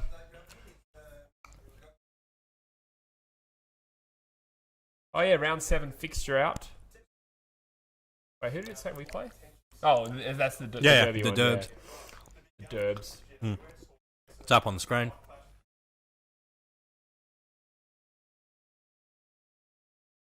Boom. And that. 30,000 will rock up, Ralphie. I reckon I'd get 30,000 at that Collingwood Geelong game here. Yeah, you'd hope so. Yeah. I'd be tempted to go to it, actually. Yeah, I would go after those tickets. Yeah. We can vlog. Woohoo! I low-key enjoyed that vlog we did last year. Yeah, that's good fun. We should do more Well, stuff yeah. like that, yeah. Javka says you enjoyed that hot dog too much. I did. Tell you what, I'm actually starving. I got here and I was like, no, I don't need dinner. I'm going to have a sandwich when I get home. Fucking dumbest thing I've ever decided. Yeah. Rogue Wright says you got it off Swoop Luke's Instagram. Yeah, go check out Swoop Luke. Good Collingwood YouTuber. Maddie's match on Saturday, says R&R Tube. That will be a good game. It's always a good cause. Yeah, absolutely. Pretty sad. The story. But Yeah, the circumstances, obviously. yeah, Perks is a fan of you. You're a Cheers, good-looking Perks. man. I appreciate that. It's the fresh haircut. Absolutely. And the fact I'm shoveling chips into me mouth. Half on camera, half not, probably. Wait, what is the joint that does this? Run amok hot dogs. Yeah, you did tell me this. Where are they? South Terrace in Freo. Oh, fuck, that's miles away. Yeah. We're not miles away. South Freo and not like in the heart of Freo. It's like right in the... Can't tell them where we live. Or where you live. South Terrace is bloody... Is it not big... that far? No. I suppose. Well, South Terrace is Long Road. The South Freo ends. Okay. There's the South Freo ends and then it goes all the way into Freo. Yeah, I was going to say, when you say South Terrace, I just think of, like, metros. Yeah. It's just the road's fucking ages because dickhead mayors just put speed humps all over it. Yeah. Don't get me started on the mayor of Freo. Not a fan. Logdog says you get a live stream the Saints Geelong game on Thursday night in round 6. At the moment, we look pretty much week to week which games we live stream because I work weekends and Thursdays and Fridays and, well, I mean, occasionally. Like, it moves around, so... yeah. Cardman says might not be able to return to my footy vlogs at all this year. Yeah, sad times. It's that kind of year for footy content creators, particularly in Victoria. Hopefully in WA we get a bit of luck. Luke wants to know what made me support the Perth Demons. I must admit it's purely because my dad was as obsessed with the Demons, the Perth Demons, as I am with the Eagles. He went to, my dad's 66, and he went to like their three-peat in the 60s and stuff as a 15-year-old. So a lot of history. Yeah. Your family's passionate. You're Fremantle, aren't they? Yeah, I've got one strand of family at South, but other than that, both sides of my family are big East. Yeah. Hopefully they can find some of their historical form. Because they haven't been that good the past few years. Yeah, I work with a couple of boys who are at East Freo this year. Yeah. And yeah, apparently Monaghan is quite ruthless. Yeah. Which is what they needed. Yeah, it might change it up a bit. He might be fair. Someone like a Jaden Schofield didn't survive the new regime. Do you know much about him? Former Bulldogs player. Bailey Eldridge says, will this stream be uploaded to the channel? Yeah, so whenever you do a live stream, I think there's a little bit of a delay, and then like within an hour you can rewatch the whole thing. Yeah. Yeah, I remember I was watching something like halfway through, and then I wanted to watch the first half and I had to wait a while for it to work. Yeah. Davka says, put your hand up if you're loving the consistent uploads from True Footy. I must admit, I have done a lot of the uploads you're seeing. I did them during COVID. So, the Reacting 2012 Grand Final, did that weeks ago. Ranking AFL songs, all that stuff was done weeks ago in preparation for when footy would be back. So, I'm not actually working as much of an animal as it seems. Although I am still doing 2 videos a week regardless. And doing, Just built up that backlog.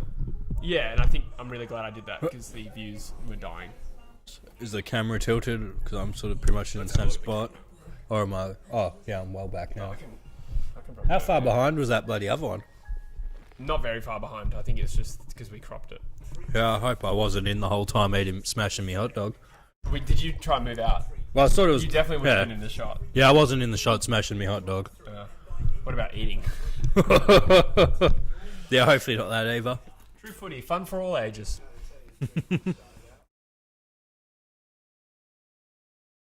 Where were we at? Logan, welcome to the stream. Toby, how are ya? G'day, fellas.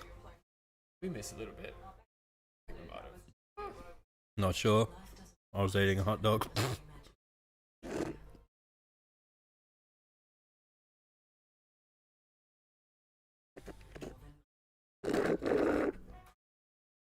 Who is your favourite non-AFL YouTube channel? I'm a real true Geordie man.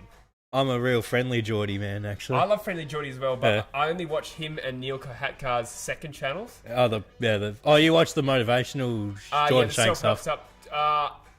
Kind of. And Neil Kohatkar and he do a podcast. Yeah, together. I watch a bit of that. Yeah, that's sick. Neil and Jordan, that's a really good channel. I love him just bagging out the media and pollies and stuff, to be honest. He's pretty bloody good at it. Yeah. No, he's cool. He's cool. Would recommend anyone in the channel who's ignorant towards the state of Australian politics and media, give him a bit of a gaze. He provides some insight. Yeah. That's me. I'm very politically illiterate. Yeah, he definitely opened my eyes on a lot of things that I wasn't previously aware of. Your eyes? Oh, good. Yeah. I might. Trying to get this mic as good as I can get it. Really that's in pretty good. If anyone knows the kickoff, that's what I want this channel to be, and True Footy Live. Yeah. Like, I want it to be like, eventually have the upload speed to be able to, and I'm hoping that's not too far away, especially if I'm finding a place soon, but I really want it to be like really high quality live streaming of the games as well. Not to the extent of the kickoff, that's like unrealistic for any time soon, but yeah. Friendly Geordies is one of the best Aussie YouTubers. Yeah, I agree, Rogue, right? Oh, I love Jimmy as well, Lockie. Jimmy, I'm a big fan of Jimmy. Jimmy Fallon. Jimmy High Roller. I'm just joking. JXMG High Roller. Jesse, thoughts on Sam Newman comments? Ooh. Really wants my take on a very controversial topic. I think Sam Newman is a flying fuckwit. I think if you look at the comments in isolation, I understand what he's saying, but he just doesn't understand the context. Yeah, it's the context, and to say it to undermine the Black Lives Matter movement is just horribly inappropriate, and it doesn't need to be said, even if it's true. Yeah. So yeah, that's what I think. Like, it wasn't relevant to what happened to the guy, so it didn't come into that consideration. Yeah, I know some people just like to sort of like be defiant and like, what's the word I'm looking for? I guess defiantly give their opinion, even though if they know it's going to be controversial, they like to be controversial. He's made a career out of it, but the last end of his career. He's a pig dog. Fairbairn, is it Fairbairn? Fairbairn Films. Fairbairn. Fairbairn Films. I know, I subscribe to their channel. Yeah, I really like, I don't watch a lot of it, but I really like the ones that I have seen. Do you know who they are? They do like skits. You might know. I'd probably know a skit. You probably know their face, yeah. I think they're like Facebook viral, but also on YouTube. Yeah. I am the GOAT, thank you, Toby. Goated. What did Sammy say, the fucking wanker? Yeah, so if anyone doesn't know what we're referring to, which I'd imagine you would if you follow AFL, but what Sam Newman on this podcast, I think, basically made comments and saying, George Floyd is a crackhead or whatever, crackhead, something like that. Yeah. and like a loser and scumbag or something like that. Criminal. Yeah, and it's just technically it is true. I think he was. He did have a lengthy record, but that wasn't relevant to what happened to him at all. Yeah, and that's what the issue was. What happened to him, not what he was leading up to the issue that happened to him. Yeah, they're two distinct things. You know what? Did you remember what happened to without going into specifics? You remember Barry Hall getting fired after 2 minutes of his radio debut? Oh yeah, he said something like extremely sexual. They cut to like dead air, and he got fired on the spot. I forget what it was specifically. I'll tell you off air, but it was graphic. It was like disgustingly sexual. He said it in the first 2 minutes. Bloody hell.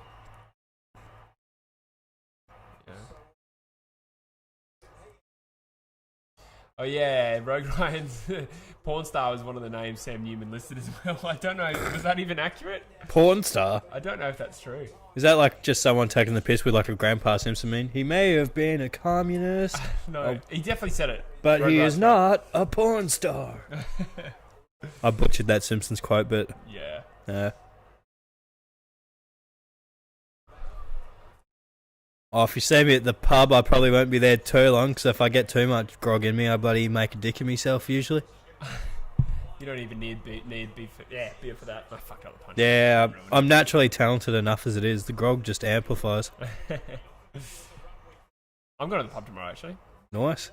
Although I've been going a few times, actually, since stuff's opened back up. I haven't. What pubs have you been going to? I went to Rosie O'Grady's in the North Bridge the other week when I caught up with... I was telling you about that on the stream, actually, I think, last week or whatever. Caught up with Mudge and Brandon. Oh, yeah, that's right. You did tell me that. Went to the Lanson pub on the way back from camping. That was good. Mm-hmm. Where else? I've been to a few. Just lunches and shit at places as well. Yeah, okay. As much as I loved being at home during all of this, I'm not going to lie, but... You have loved it? Yeah, I have loved being able to get back out. Yeah. But then the good thing was, prior to all this, I just hated it, didn't want a bar of it, but then not having the option to has made me appreciate it a bit more, I think. Okay. Yeah, you won't really find me at the pub too much. I do enjoy it, but I just have, 5 uploads to make a week, mate. Mate, just get a camera and set yourself up at the pub, mate. One of my favourite RuneScape bloody YouTubers, he literally did a video where he went to like a Buffalo Wild Wings in like Oklahoma or some shit. Yeah. And filmed him doing like this really hard thing in RuneScape in this Buffalo Wild Wings on their shitty Wi-Fi. Like honestly, their Wi-Fi makes my houses look fucking good. Like, cause he did a speed test before he did this thing. And honestly, my internet here is fucking better. Now internet here is shit. Yeah. What? No, don't say that. The internet in here is good. That's why we always have a good... Yeah, it's because we're using my hotspot, not the bloody house's internet. The house's internet shit. Yeah, very true. Callum Sinker is lining up for goal. That is a flower bag. I nearly put it through, dude. Yeah. That was a really Jeremy McGovern after the siren kick. I didn't even realise Tim English took that. He's about the same girth as the goalpost. Yeah. Where's the goalpost end and Tim English start? Florent. Oh, well played. I love Florent. He's a player that I listed as one of my 10 breakout players this year. Go check out the video.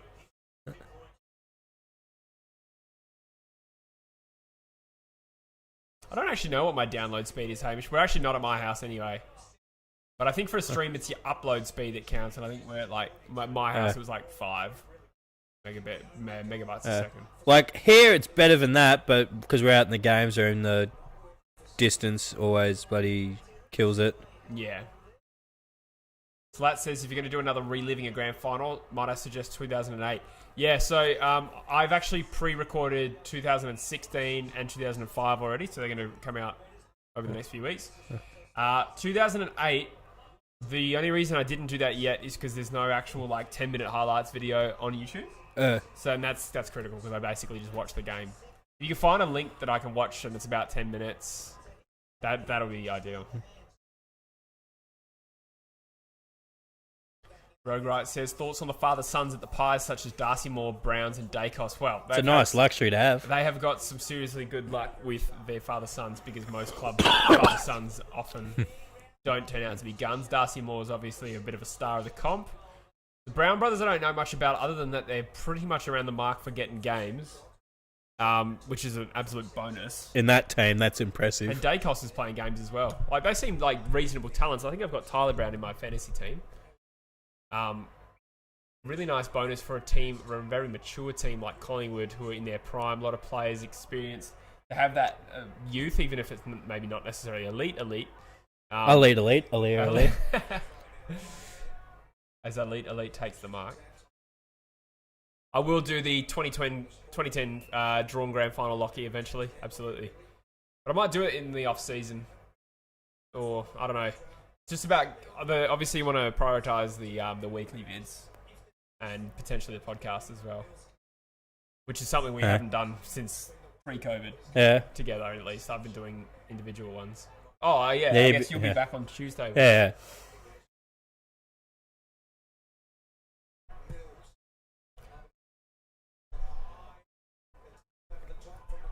I was about to say, I'm surprised Druzy hasn't showed up in the stream, but then I remembered you mentioning he has exam tomorrow, doesn't he? He has his last exam or something? Yes, I think something like that. Good point. Yeah, I think you said he had an exam tomorrow. Good point. Yeah. So if he happens to retrospectively catch this stream, good luck on your exam tomorrow, Druzy. We worked out we would have been students at Curtin for 6 months together. Druzy. Yeah. And we had a solid innings at Curtin, the both of us. That last 6 months that you had tacked on at the end, was it? Yeah, it would have been. Oh. Yeah. 6.5 years I did at Curtin. Had my own parking spot by the end of it. Not really. Actually, I ended up catching up to you with actually not quite half a year's worth of my attempted masters. No? I was gonna say I almost caught up to you for the 6.5. Through? Curtin, I did that. Curtin, yeah. Yeah, I just figured I know my way around Blackboard and all that jazz. I'll go back there. Ed Richards is a name you don't hear as much these days. True. I forgot about him for a second. Player I was very bullish on.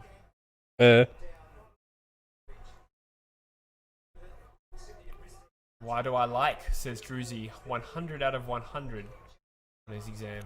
I love Druzy. He doesn't strike me as a 100 out of 100 kind of operator. No, I'm just kidding. Depends what the topic is, I suppose. He does sports science.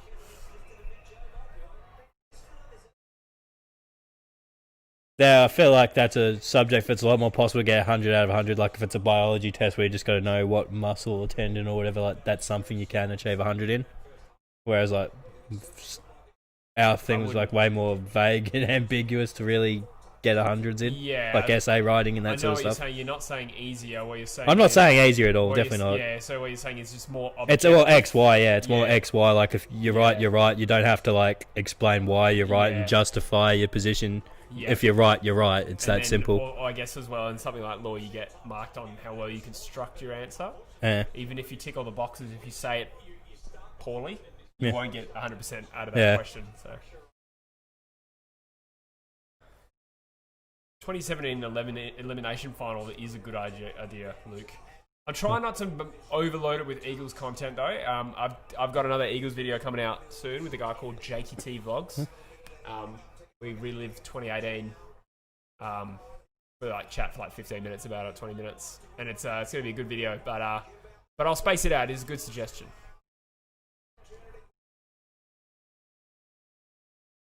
Beanstar takes the mark. Good for my fantasy team, that is. Yeah, mate.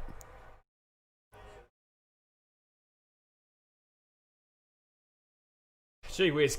It's crazy to think the Swans have 1 goal on the board and we're 8 minutes to go in the third quarter. 83-3 on set shots this year. Oh, no, he's jailed that. Oh, no, across the face. Oh, yeah, nah, yeah. Oh, yeah, no, mate. Yeah, no, mate. That is his second disposal since quarter time, I think. Fuck, or at least early in the second. Because they've been tracking him. I'm sure you have. Also monitoring his statistical output in football. Oh, g'day, Mark. He said, good to see you in the gym. I did meet Mark. Not meet. I've met him twice now. At the gym. Yes, good to see you as well. Thanks for watching. I'm sure you can outbench Jesse, Mark. I'm just saying that sight unseen. I'm assuming you can outbench Jesse. Actually, I am benching very light these days. But come on, I had 4 months off due to COVID. I did actually squat and deadlift for the first time in more than 4 months today. So tomorrow I'm going to be... He's back into those. Yeah, I did. Yeah. I was literally doing like 40 kilo squats, 40 kilo deadlifts, because I know how much it's going to hurt tomorrow, and then I'll ramp it up. Go back to normal after that. I was going to say, because when I first started doing it again, because like my legs used to be strong, but then when I started going to the gym, they weren't. So like literally within a month, mine went from like 40 to like 120, and like my knees were cooked like a couple of months after I cooked my knees. Yeah. Because I just didn't progress that weight slowly enough. Yeah. There's a bit to be said for that. I am totally past that time period of my life, I reckon, when I wanted to be doing heavy squats and deadlifts again. Yeah, fuck that. They tickle. When I was like 24, I was like really into it, maybe 23. I got seriously into it, eat all my PBs, training 8 days a week. 8 days, 8 sessions a week. When I first met you, you were smashing like 2 meals at Macca's for like dinner to try and get your cows up and shit. That was back when I was like 19. I thought dirty bulking was the answer to all my problems. Macca's and gains. Yeah, I was literally having 2,500 calorie meals. And then you had like a Big Mac. You had like a double quarter pounder meal and like a Big Mac, and then we went to see Geordie Shaw guy. Yeah. Yeah, that's right. Gazza. Yeah. Gaz from Geordie Shaw. And he was an absolute knobhead. Man, that was a different life back then. Yeah, those were the days. Got my first grey hair the other day. Oh, shit. Yeah. It's disgusting. Oh, good mark. Take it. That's a mark, surely. Ooh. They called it touch play on. Sydney denied a shot on goal. I was going to say, that should have been probably 15. It was close, but... what I bench and deadlift. Well... 36, counted it myself. Yeah, at the moment, I reckon I'm getting back into it. Probably like 75 bench, but it used to be 100. But I just... not that into the gym anymore. But I'm going to try and get, maybe 85, 90 back. Deadlift used to be 150, like 0 now. Like, I don't do it anymore. Yeah, I was always paranoid with the deadlifts. Yeah.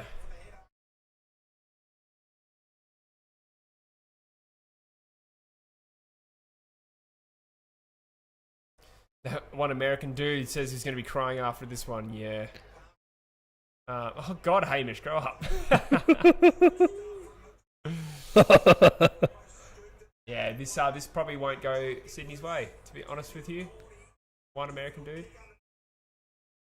This is more the sort of form I expected from Sydney in the preseason.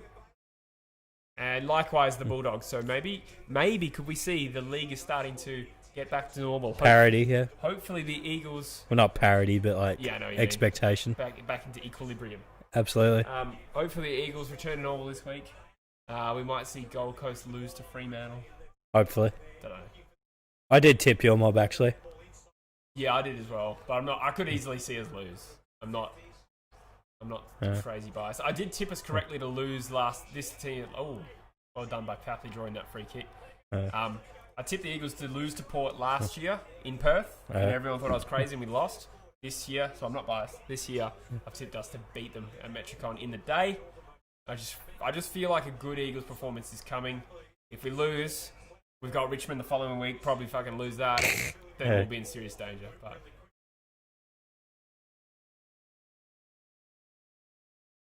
stop bush abuse.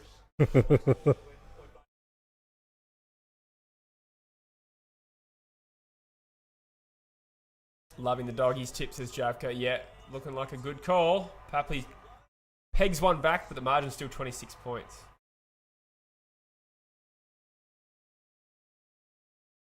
At least we aren't the 1993 Swans. Ooh, someone's been brushing up on their Sydney Swans trivia. The American dude. What happened to the Swans in 1993? I take it they didn't go so well. What school subject were you the best at? We can answer. Well, so I was definitely a humanities guy. I went to a British school overseas, so English and business studies were my strengths. Yeah, if I had to go specific, history, I topped my school in history in year 11, but then I got pipped at the post in year 12. I was spewing. Yeah. We had a heinous history teacher, and I say heinous, heinous with a silent H. No, but we did, and it made me hate the class, but I enjoyed history, so I think there was a lot of lost potential there. Because I did shit in it, and I think everyone did shit in it because she just didn't care.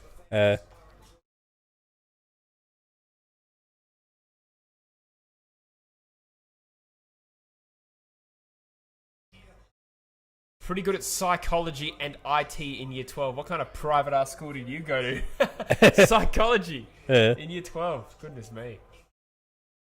That's cool though. I always wanted to study psych from an interest perspective, but I didn't really want to do it for a career. I'm a bit the same. Like, I find it fascinating, some of the aspects of it. Even though I had a teaching unit before I dropped out and I hated that unit. Yeah. But probably partly just because I hate online learning.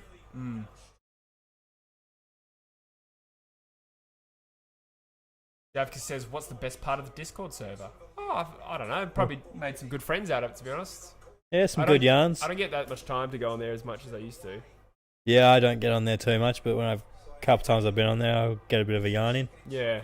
Just good people. Yeah, bloody oath. And, in the post. Nailed the post. Josh the Bruce. And not in a good way. Not much. Bomber, yourself? Did you also hesitate on how to say his name? Yeah, I was just went with Bomber. Welcome, mate. My humanities teacher needs to get sacked. I got 7 out of 10 when I did the best work. I gotta admit, I dabbled in marking my brief time in a school. It wasn't easy, that's for sure. Especially because they gave me a real shitty, vague marking key that I couldn't really spin much out of.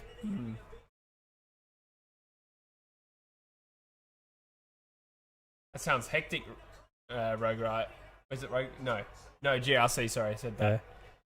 That's hectic. 2 goals, 8 for the Swans. Talk about them getting pumped, but...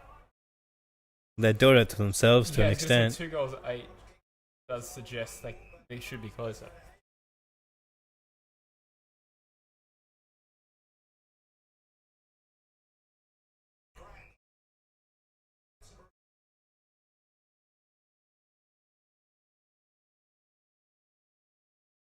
Three minutes to go in the third quarter. The Doggies leading by 26. You'd need a goal or 2 out of the Swans before quarter time to really feel... Yeah. I'd say they probably need 2. Yeah. Give me 2 before 3/4 time, I'll say they're a chance. But every single teenage girl has a crush on Lipinski. I need to have another look at Lipinski. Because sometimes I just don't think of players... It's funny, I don't think of them as sexual objects. I know I'm weird. No, but I don't think of them as handsome or not handsome. So when somebody mentions it, I just came up with some US politician. I need to actually have a look. Oh yeah. Yeah, that is a handsome man, to be fair. Yeah.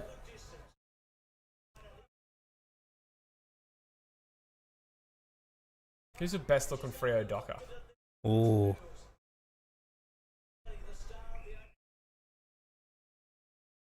Can't think of a single handsome Fremantle player. Chera, kind of. Or Mickey Walters isn't a bad looking dude. Yeah, Walters. I reckon Mickey Walters is a pretty good looking dude. Yeah. For us, it's definitely Brad Shepherd. Yeah, he's a rooster. Liam Duggan with the mullet. Oh, that thing's fresh. Yeah.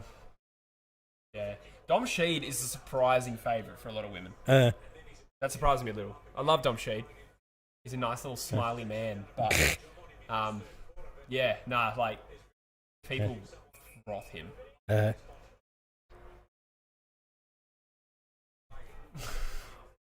Hamish, I don't think I could ignore that. Bond! I'd be like, Bush, what are you doing back at my house?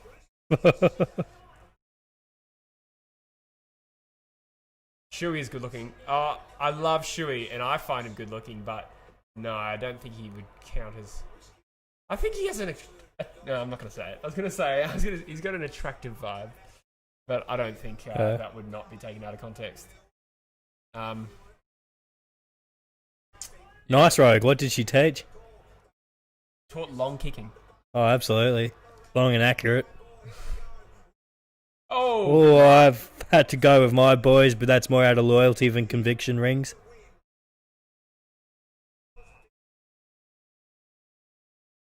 Good strong mark taken from Roy Bottom in defence. Oh yeah, he's the one that's related to BT, isn't Yeah. he? Yeah. Nephew, ain't it? Yeah. Bailey Dale on report. Oh, good just smother. popped that kick too much up for young I say young. Josh Kennedy. Chico. We sure are on our tube. We did say earlier, you might have missed it, but will be a good game. I think the Saints are definitely a good chance. But I just tipped Richmond because it's Richmond. It's just tipping with my head. Yeah. Chewy was trashed last match against Lockie Neal. Yeah, you're right. I mean, no Eagles player played well. Other than Brad Shepherd and Nick Nat Nui. Yeah, Nick Nat was pretty good. Chewy's been good this year, but yeah, like that was, the entire midfield got pumped. Luke wants to know, Jesse, can you speak Thai and Arabic? That's a good question. No, I cannot. I used to know all the swear words when I lived there. When I was a little boy, I used to understand Thai, but not be able to speak it. Yeah. So, because in Thailand people had maids, we had a maid, and she would talk to me and tell me to what we needed to do in Thai, and I'd be like, okay. And I used to watch cartoons in Thai, but I refused to speak it. And whereas Arabic, I literally, I did 4 years of high school, and I was in the beginner class for Arabic every year. I just didn't. We just went there to mess around. So. Yeah. They went there to make funny videos. Yeah, I did actually. I do have a history of YouTube videos around well before True Footy. Yeah. You have a few, don't you? Yeah, a couple. Mainly edits of an old teacher that someone else had made, and I just stuck various songs over them. And a few Simpsons re-uploads. Rogue Riot says, there's a video, mate. Most attractive player for every team. Yeah, I don't know. I feel like, I don't know. There's nothing wrong with seeming gay, but I feel like that would have a very strong gay vibe if I did that. No, we have to break down our ratings systemically. It is a good... Well, let's do it now. Yeah, we had to give him a 6 for his face. We had to give him a... Who's the best looking Adelaide player? Oh, it's very hard off the top of your head, hey. Douglas isn't bad looking, is he? I couldn't tell you. Yeah, I need to Google it.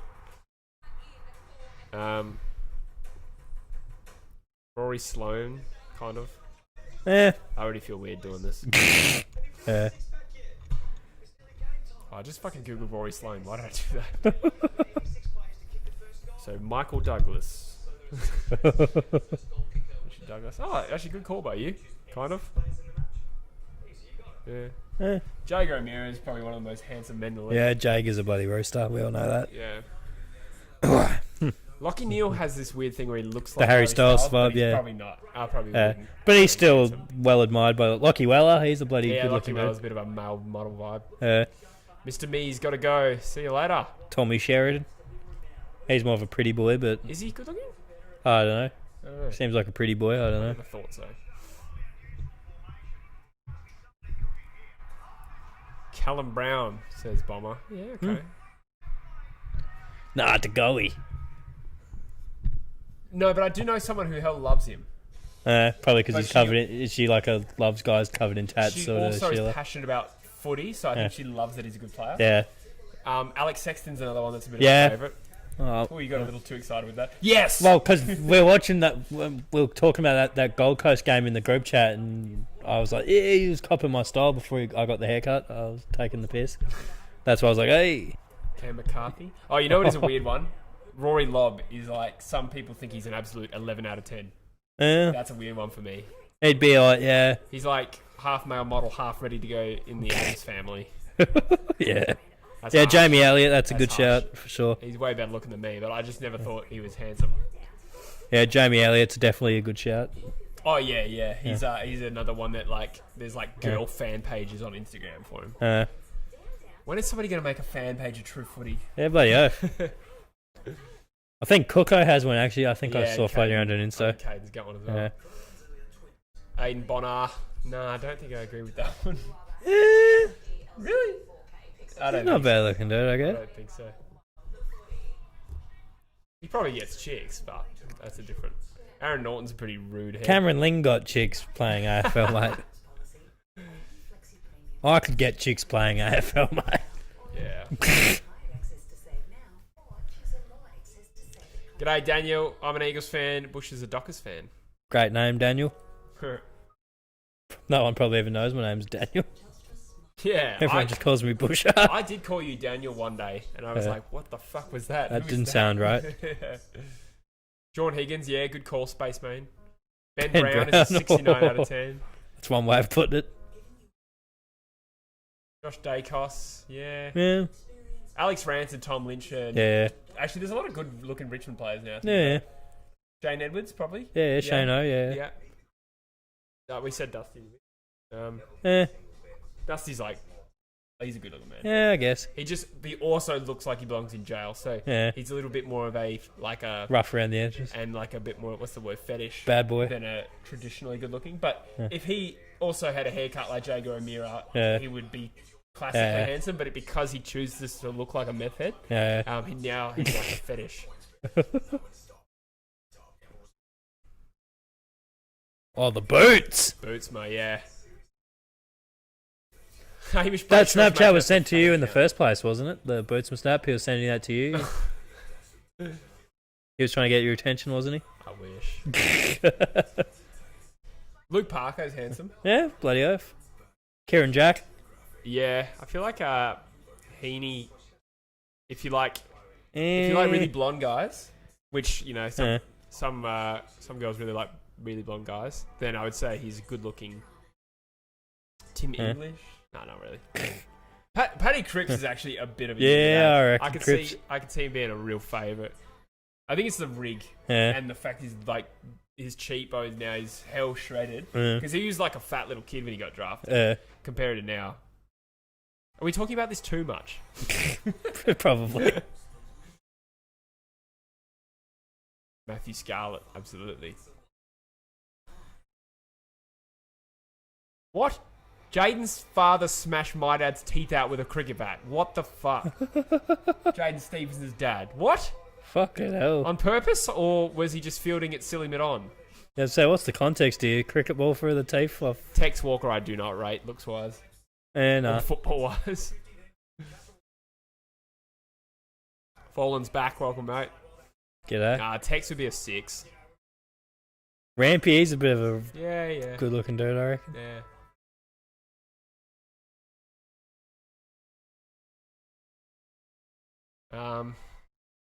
Brodie Smith could be if he didn't have that haircut. I haven't seen the recent haircut, Brodie I Smith, don't think. generally his haircut. That's Bailey Smith. Oh, You said Brody Smith. I'm I like, did. what the fuck? Did Brody Yeah. Smith get a shit new haircut or when something? you look confused, I was like, did I say it wrong? And I was like, no, I didn't. And no, Bailey Smith, my bad. Yeah. Oh, they compare Bailey Smith to BT's nephew here. What's the comparison other than size, height, and weight? Yeah. I mean, Oh, they played together, fair enough. Or against. They do look similar there. Shit, Yeah. in the middle picture. Yeah. They look like twins playing on each other.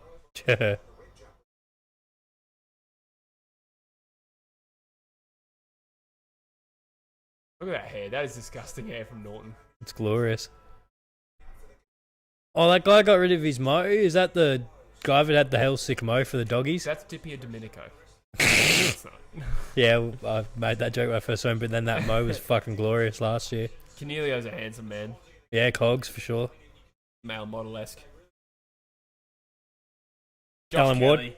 Yeah, Josh Callum Kelly Ward, for sure. Yeah. We are talking about this a little too much. Jaden Stevenson has a YouTube channel from when he was 13. That's sick. I bet there's some funny content up on there.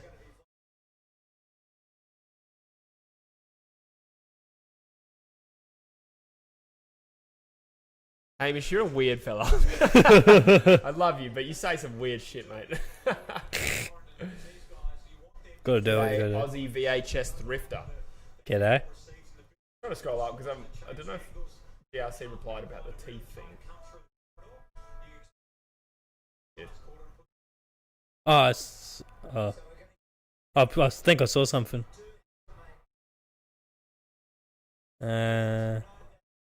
Played for Victoria or something. No. Well, my dad bowled him out. Wait, so what? He hit him in the face? That's thrown me. Oh, JJ. Ooh. Riley West. Do you remember when Riley West kicked his first goal and it cuts to Scott West in the crowd and he goes, yes, well done, Cedric. He's like barely reacts at all. Oh, yeah. That was last year.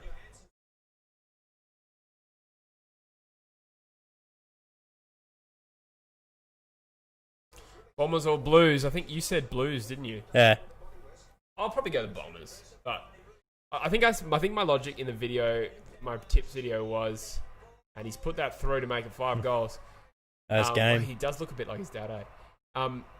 I think I said in my video, my logic was it's a very Carlton thing / young team thing to do, to beat Geelong away and then lose a game that they could more easily win. Yeah. I don't know. It does fit in with the fame. Yeah.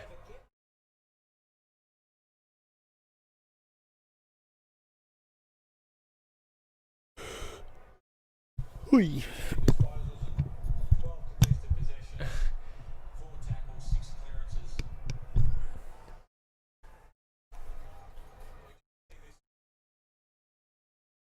There was the time the Chinese mafia nearly killed my father. Are these real stories? Or am I just getting sucked in by a troll? What?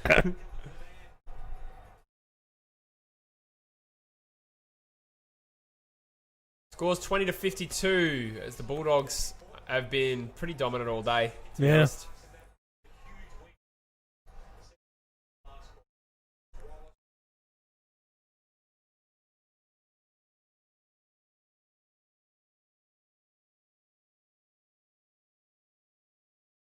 Sydney go forward through Kennedy. A whistle blows. Have they played it downfield? They have. Good. And it's Papley by the looks. Yep, Paps. Paps been kind of prominent for him. Probably hasn't had that many touches. You just notice Papley when he gets the ball. Yeah.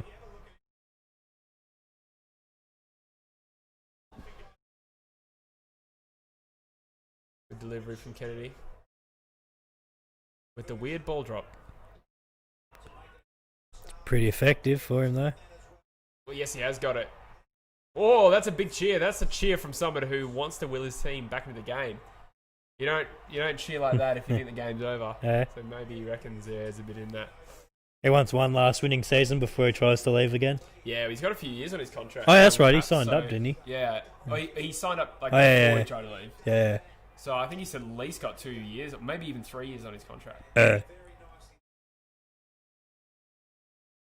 Oh, there's talk of food in the chat, and I'm dying of hunger. I didn't eat dinner. I'm trying this thing where I'm gymming more and eating less. So I didn't eat much today. Oh, Bomber has chipped in. Legend. Put it on Callum Brown tomorrow for first goal scorer. I will do that right now. Yeah, I like that. I'll honour it. Where is the sports bet app? Let's be realistic. I'm a degenerate gambler. I'll do it when I get my phone later too. We'll both do it and actually lose money. Yeah. Try and find the sports app. Also, if anyone works for a sports betting company that wants to sponsor this live stream, that would be dope. Or even get me a job, because I'd cop working in a sports betting company, I reckon. I have a bit of the background in the sports tipping and all that. You wouldn't be able to bet, would you? Oh yeah, that's true, but I don't really sports bet that much these days anyway. As long as it doesn't affect me playing poker. Yeah. Which it wouldn't unless maybe if I worked for Crown or some shit. Yeah. I know someone that worked at Sportsbet and I think got done for betting. Exploiting his position. Yeah, it would be tempting, but I'd behave, I reckon. If I donate $30, will Busher shave his head? Says Joycey. Oh, Jesus. Come on, I just got a haircut the other day, Joycey. Yeah, and it cost $31. My haircut actually cost $40. Yeah, I was 50, but I got a beard trim as well, and that. All right. How much does the beard trim cost? I don't know how the breakdown goes down. It was just 50 for both. I was just like, wow, where do you go? Just down the road here, actually. New guy opened up. I've been to him a couple of times. My old joint was pretty good. So a few good options.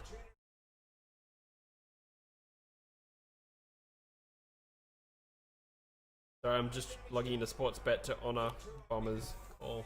Nice. Kennedy from 45. Jail. It's a good kick. We're back down to 20 points. Is there enough time, Bush? Yeah. Especially with 666, I guess. Get a nice clean. Devil. Yeah. No, it's Gaff. Gaff's the devil, mate. Yeah, true. Rogers back.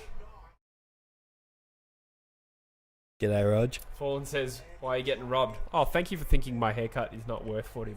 Nah, it's a skin fade. But they always cost more.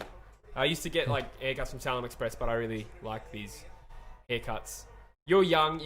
I can understand why $40 seems ludicrous for a haircut, but when you get one twice a month, like once every 2 months, $40 is not too bad. I'm probably quarterly, unless when I was growing the hair out. That was a nice... Quarterly? You get a haircut quarterly? Yeah, but... Yeah. It's about the same time I do the bass each month. No, not really. Favourite band, says Javka. Asks Javka. Oh, Joycey. What did Joycey say? $5 for me to talk like Yoda for 5 minutes. I don't know.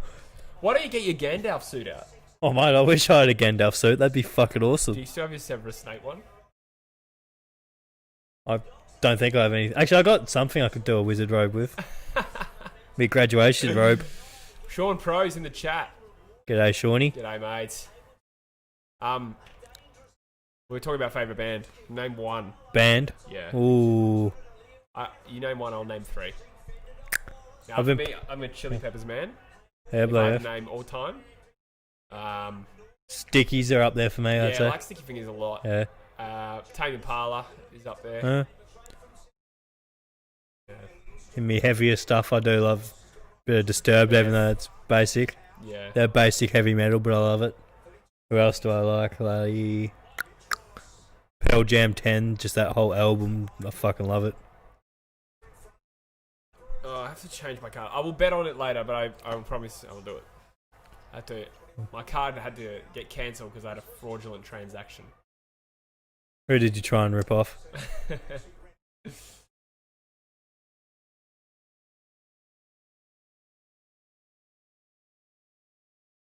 Hamish says, can we make some comms to add in chat for goals or something? I don't actually know what that means.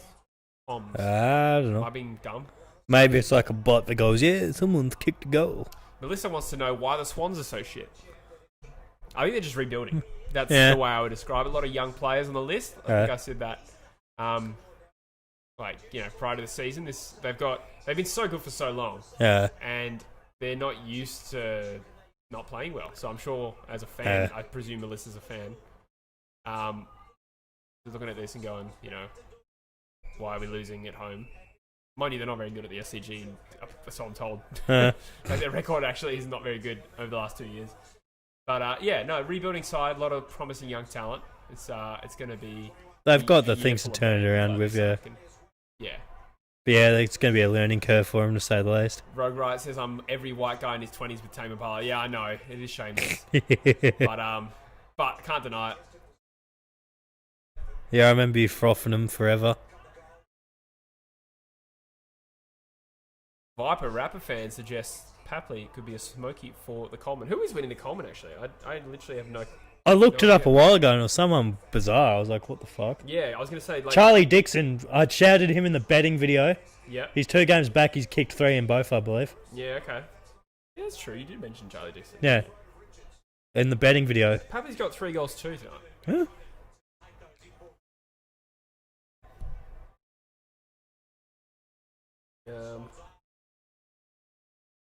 Actually trying to find... Harry Perryman is winning the Coleman. That's who it is. Rogues come in right at the time. Yeah, that's right.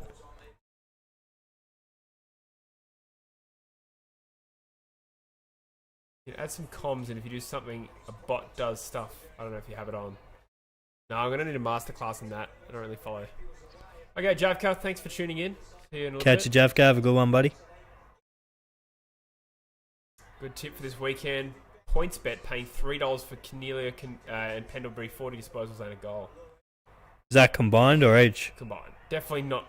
I was going to say, fucking hell. For both of them. That'd be fucking bullshit. Yeah. I'd be like, shit tip that is. 10 minutes to go, Melissa. But no, that's actually a good one. Combined. Brody. Yeah, banhammer every time you mention Titch to Jesse. Can we have a Darth Vader voice? Nah. Like, should we do a Bane voice? Perhaps he's wondering why someone will shoot a man before throwing him out of a plane. Oh. Don't clip that up. I used to love the Victory has defeated you.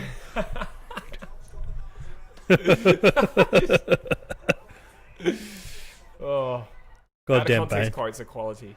Absolutely. It's what I live for at this point of life. Prime Didac, I would say, Sam.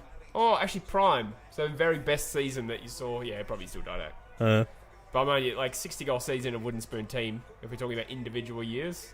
Did Didac have a year like that? I can't remember. Yeah, I can't recall how good he was. I know he was good, but I can't recall specifically how. Yeah, I can't remember seriously damaging performance, but I think he was just a good, consistent player throughout his career, was he not? And that is a Bulldogs goal.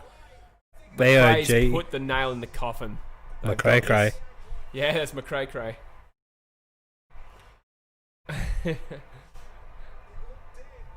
I'll throw in $5 for the dart. Let's hear a Shaggy voice. Can you sing Mr. Bombastic? Oh, Mr. Bombastic. Really fantastic. You just sound like an Indian person.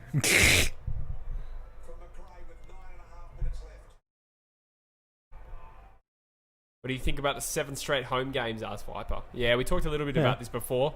It'll be nice. Yeah. Really important. Be a nice change of momentum. pace to see us get it instead of a Melbourne team. Yeah, but I mean the upshot, the downside of that is unlike Richmond, we'll have to play then a bunch of away games again. So it'll even out. There's nothing real. In my opinion, there's nothing too significant about it. Yeah, definitely.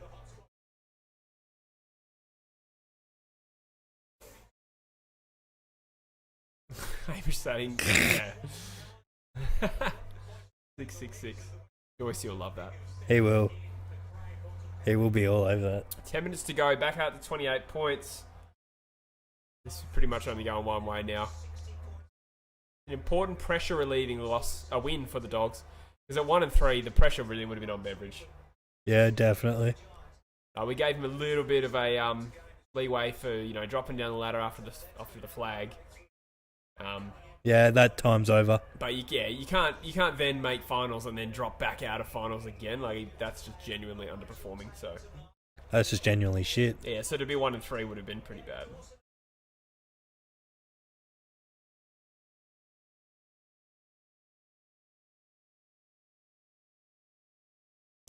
Brody wrapping that trade period. Yeah, do you remember that? That was the very first podcast of True Footy. Oh yeah. Where I was behind the camera. I thought. Yeah, and you had to record with your hand the days before the tripod. Darcy Moore smokes cones. What? 420. That's right. Darcy Moore. I would have pegged Darcy Moore as being the go-to guy for that. I would have pegged Willie Rowley. Yeah. Better get the 2018 highlight reel out. Yeah. West Coast lost. Jesse makes more 2018 Eagles content. That is me at the moment. Oh, done well, Richards. Sort of.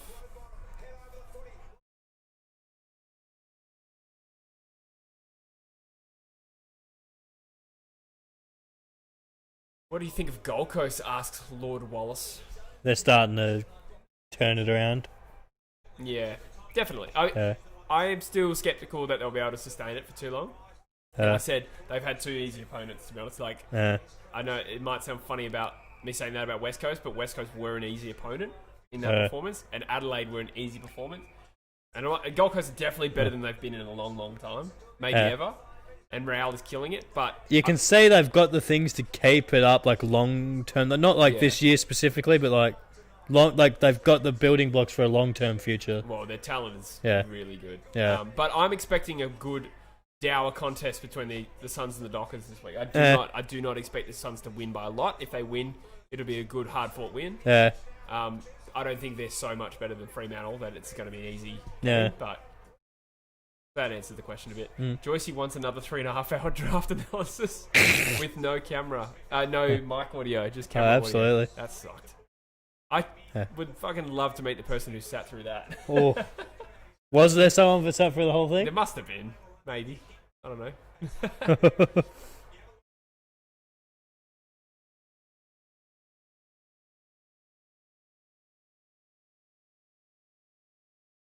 Oh. Hit the post. Sydney better than West Coast, says the American dude. I don't see it. I mean, they're higher than them on the ladder, but in the early days. Mind you, if they play at the SCG, you'd bank City to win that game easy. At the moment. Well, no, the Eagles just don't win at the SCG. Even in our flag year, we lost there. We haven't won there since 1996. Something stupid like that. Oh, Papley unselfishly has found someone with a pretty good snap pass. That was pretty good. Papley has been probably... Well, is he close to best Swan? Probably best player. He's got nowhere near as many touches as Parker or Lloyd, but in terms of impact, he's been right up there. Who will finish higher, North or Saints? This is a good one. Ooh. I'll probably say North. Less rounds, the nice start will help them a lot. Just a little bit more reliable. That being said, they did lose to Sydney last week, but just feel more confident that North wouldn't shit the bed. But I don't know. That's a real 50-50 one. They're both quite hard to peg.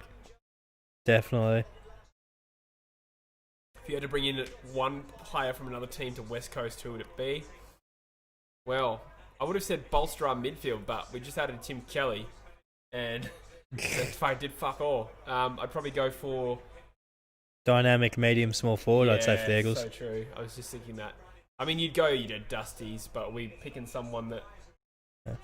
Whitfield, I reckon, would be nice for you guys. Yeah, I like that call. Because you could stick him in the half back as well if you wanted another nice use in the half back, but that half 40, I reckon Whitfield for you guys, his ball use, like in our system, would fit in really well. So yeah, I reckon Whitfield for you guys. Great call by you. What about Fremantle for you? Ooh, probably like a Dusty type, I reckon. Yeah, fair enough. Just like that dynamic bit, give you a bit up forward, give you a bit in the midfield as well. Yeah. Even though we got that with Walters, but...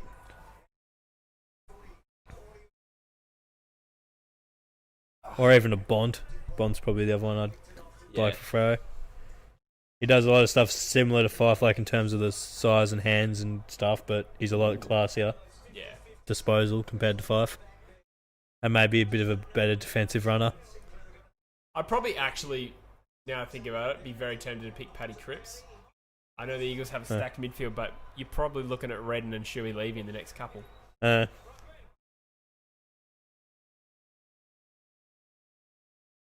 I thought Gaff was older than Shuey. No, 2 years younger. Damn. Gaff's 28. Probably need a genuine good outside mid because there's no guarantee Gaff stays. Papley is lining up. Oh, Oi! Holy shit, that just caps off a very good performance in a losing battle. That probably, edges into best on ground for them. Yeah.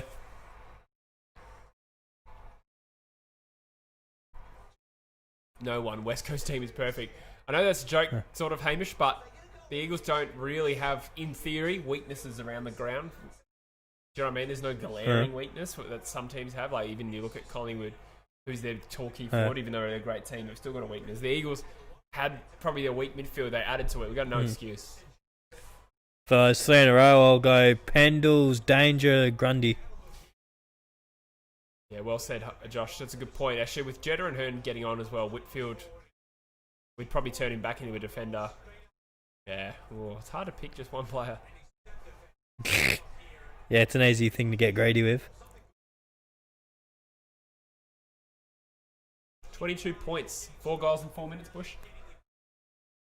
I'd want to see the first one pretty quickly before I was half convinced. Well, that was it. That makes it 5 goals in 4 minutes.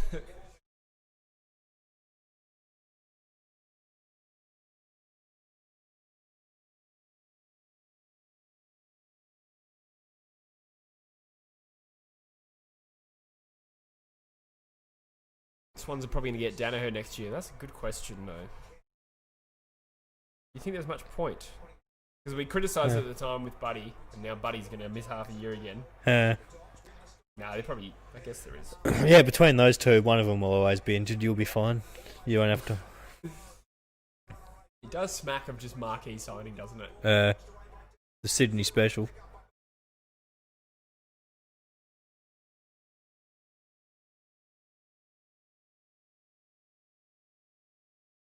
Welcome, Jesse. First time on the stream.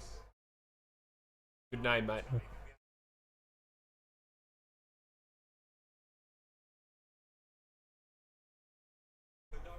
Well, 39 concurrent viewers.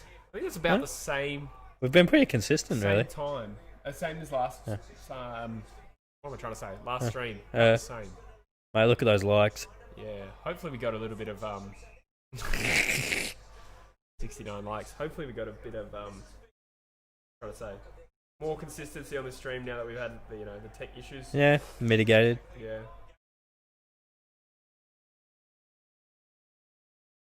Hawks, Essendon, or Geelong? Ooh. Be Geelong for me. In terms of like favourite, or are we talking best? I presume best team right now. I'll say best. Yeah, Geelong. Yeah. Favourite out of them, I'll probably say Bombers. Yeah? Yeah. I don't think I really have a preference out of any of those teams off the top of my head. Yeah, that wasn't like a strong preference. I just figured if I had to pick a favourite out of those three, it'd probably be the Bombers. Yeah. They're I like must have got dislike botted because we had a ton of dislikes to start, and now we've got 5. Nice. And that means they got removed. Who cares? English lining up. Make it 28 points.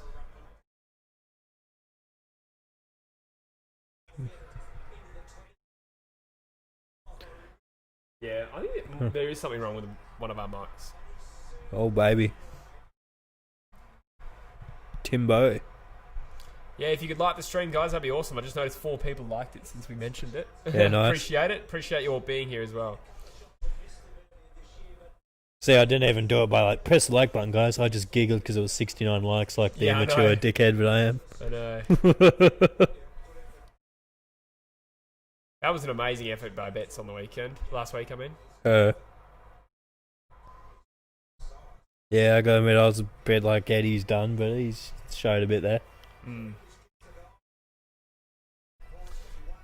Trust the process, American dude.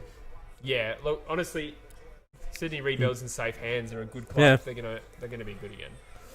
Or is he suggesting a Philadelphia 76ers full just blow it up and tank for 4 years and try and get as many number 1 picks as possible? I think you're trying to bond with our American viewers. Mate, I have that connection with my this is like that time in basketball when a similar event happened. But no, trust the process was a whole big thing, but their GM kept saying, trust the process. Right, yeah. Because everyone was shitting on him for tanking so much. Yeah, okay. But it was actually genius. Oh, so he was vindicated. Sort of. Well, they fired him before he was vindicated. Oh, okay. But now they've got a pretty good roster now. Yeah. And the GM they brought him after him was a bit of a fuckwit.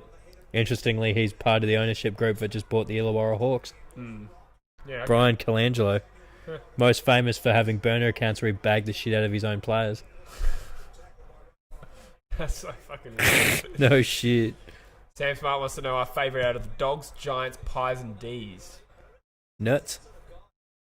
What was that? Dogs, Giants, D's. Pies and D's. I loosely probably like the Dogs the most. I like Collingwood. Yeah, I like Collingwood. Despite everyone going, yeah, Collingwood, fucking Collingwood. I actually like Collingwood. Yeah. Other than Freo, probably close to my second team. Yeah.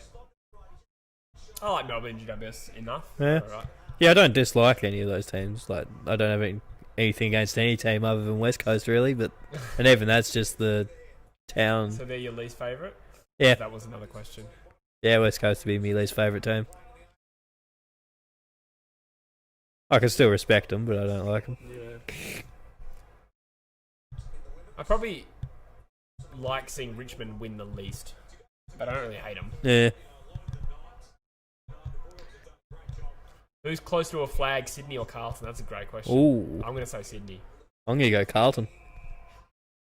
They're certainly further along their rebuild, but I trust the Sydney Swans as an organisation more than I trust Carlton. Yeah, fair. To fully burst through.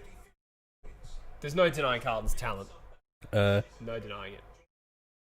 And I'm certainly more convinced after the last round's performance that their rebuild is working.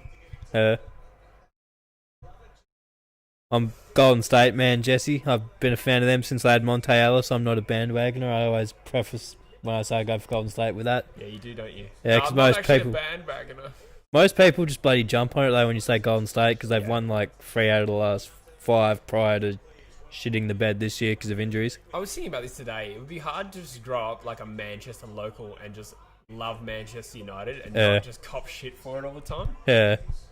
Oh, Manchester. You like Manchester. Manchester. Funny thing is I picked going for Burnley purely because of that movie, Those Dudes on the Bus. Yeah. And then I see that controversy with Burnley of it. I was like, ooh. Of course I picked the Yobbo team. Yeah. The thing of the Premier League, like as a non-English fan, you need to pick a side that's going to have some hope of success. Like, you can't just go for a team. Like, Burnley's are going right at the moment, but in my opinion, if you're going to take it really seriously, I know you don't. I'm just in it for the memes. Yeah, but I mean, like, it'd be hard to just adopt, like, Brighton Hove Albion.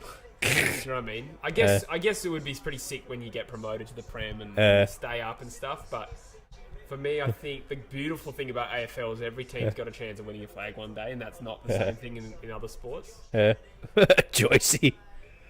Yeah, mate, that didn't get vetoed properly, unfortunately. After their racing controversies, my banner was not approved. Oh, I just got that. That's funny. Yeah. Did they reimburse you for that plane? Yeah, I had to get that float all the way from over here, mate.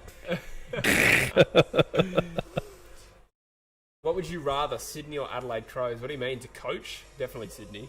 Yeah, I'd definitely rather coach Sydney. Just because of where their list is at. I have no problem with Adelaide or anything like that. But, you know, Adelaide's starting their rebuild now because they haven't planned enough in the last few years, I would say. They're the new shambles club of the league, I'd almost say. Gold Coast, it is nice, found a bit of success, has taken the heat off them. It is early, but it is looking that way.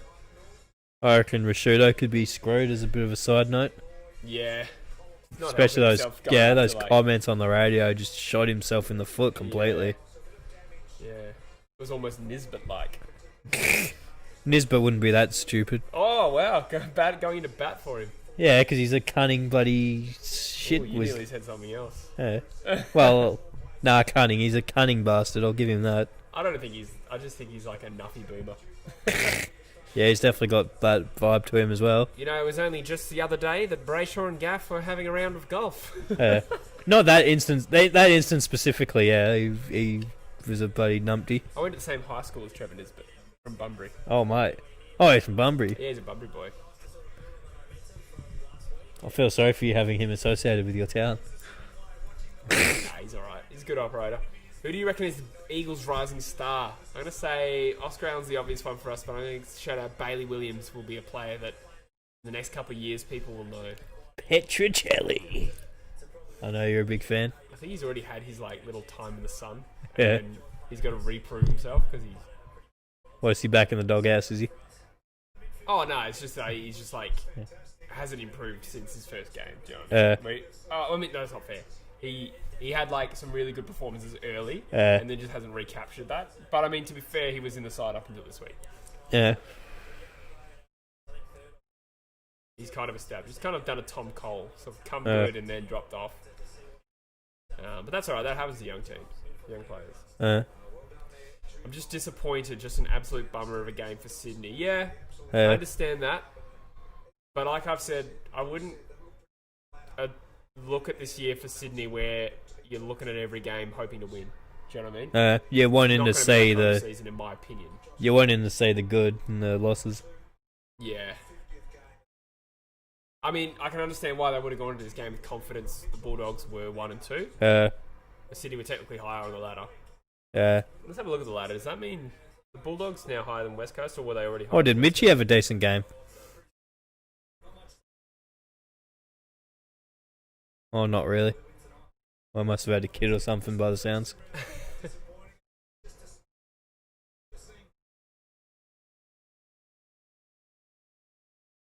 Yeah, so Sydney dropped to 8th. The Bulldogs. Oh, West Coast and Fremantle are both in the bottom 3. Fuck yeah. Maybe we need that 7 weeks at home. Not even playing football, just to get out of Queensland. GRC's just baiting you with that one. Rowell or Mitchell? Definitely Mitchell at the moment. Yeah. Who knows about Rowell? Rowell could definitely get there quite quickly. Overtake him quickly, I reckon, but you still got to... very different players, I think. You still got to show love to Mitchell. The runs on the board, all that jazz. Mitchell was very good for a young player as well. Yeah. Well, he couldn't get a game at Sydney. Yeah. He had like 63 posies in the NAFL or something ridiculous. Yeah, 64. Yeah. Milne. Didn't he play quite well in the 16 grand final as well? I think he... Something like that, yeah. Stephen Milne was your favourite player, Log Dog. I do love Log Dog. We got this funny little... I won't say rivalry, but we got this funny little dynamic where I just tip against St Kilda every week and then he comments saying, "You're wrong." I do enjoy it. Gotta love it. Best current coach that hasn't won a flag. Immediately go to Buckley. Yeah. Well, actually, we've played down there on Cameron. Fagan. Yeah, Fags. It's pretty hard to deny that Fagan is a good coach. Yeah. So is Buckley. And the thing is with Fagan, he was like coaching director or whatever at Hawthorn. Yeah, so he was like, would have had a lot of influence on what Clarko was doing. Yeah. So you can give him some of that Hawthorn credit prior to his head coaching credit, if that makes sense. Yeah. Who are the good coaches, good proven coaches in the AFL that haven't won a flag? Yeah, I swear to God, if you say Longmuir. Oh no, I think Longmuir really papered. I was gonna say Matthew. I was gonna say Matthew Nix actually. What? Why? I'm taking the piss. Yeah. Stewie Jew. Well, he's going well, but yeah, no. Nah, I'm taking the piss now. Yeah, this has got to be for established coaches, I would say. Who else is there? I'm trying to go through it alphabetically in my head. So we've gone through Buckley, which is 1-1. Longmuir, Geelong, Chris Scott's 1-1. Clarkson's 1-1. Reece Shaw's pretty new. I guess, you know what though? There's actually not a lot of coaches in the league that have been around for a long time and not won a flag. So you're either fresh or you've won one. Yeah. So that only really leaves Buckley and then Freshies. Leon Cameron. And a few freshies, really. There's certainly... you certainly couldn't say Leon Cameron's not a good coach. But you could also argue that a better coach could have won a flag by now. Considering their talent. But then again, they are probably just coming into that prime now. Stewie fucking Jew, yeah. Fuck yeah. No, so we mentioned Jew, but like, what happens if they avoid the bottom four this year, which I think is still possible. Like, we wouldn't go too early, but he's definitely doing a good job.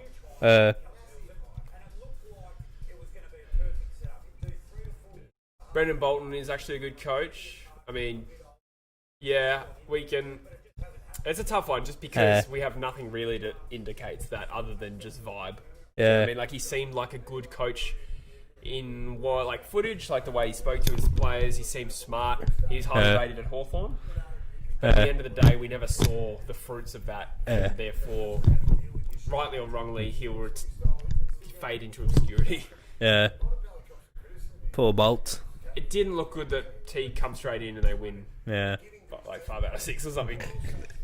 But I do think that Teague just employed different tactics, like utilise the older guys a bit more, from what I understand. Rather than, I think my understanding is Bolton was playing a lot of youth in like as full midfielders, and then chucks Murphy back in the guts, and of course, you know, that helps and things like that. Yeah, there was some of that factor involved. Chris asking about Willie Rioli. Yeah, we were talking about it a little bit earlier, mate. We do think... Well, I do think Willie Rioli is a super important player for the Eagles. Lacking a genuine crummer, he's just super talented. And we were talking about, I was saying, like, there's a lot of missing pieces from that Eagles forward line that won the flag. Like, Lacroix. People didn't really value Lacroix at the end of his career. They kind of were like, oh, yeah, get him out, get a bit of money, go for a Tim Kelly. But we lost like 30 to 40 goals out of that forward line and haven't replaced it. And we've got some young talent, but it hasn't really come on and filled the void. And obviously Rioli going impacts that, compounds that, and then Josh Kennedy, you know, slowing down compounds that as well. So there's going to be a transition period with this Eagles forward line, and you know, guys like Petrocelli, Oscar Allen, Jake Waterman, Liam Ryan's been brilliant, but these guys have got to step up. Jared Cameron as well. Brandis still just purely wing, or there's still a possibility of him playing some forward? I think eventually there's definitely still on the cards that he will go forward, because I don't think long term he can be a wingman. I just don't like what I'm seeing, to be honest with him. I actually think he should be a defender. He should play behind the ball, and I think that was probably where he's best suited, personally. Fair enough.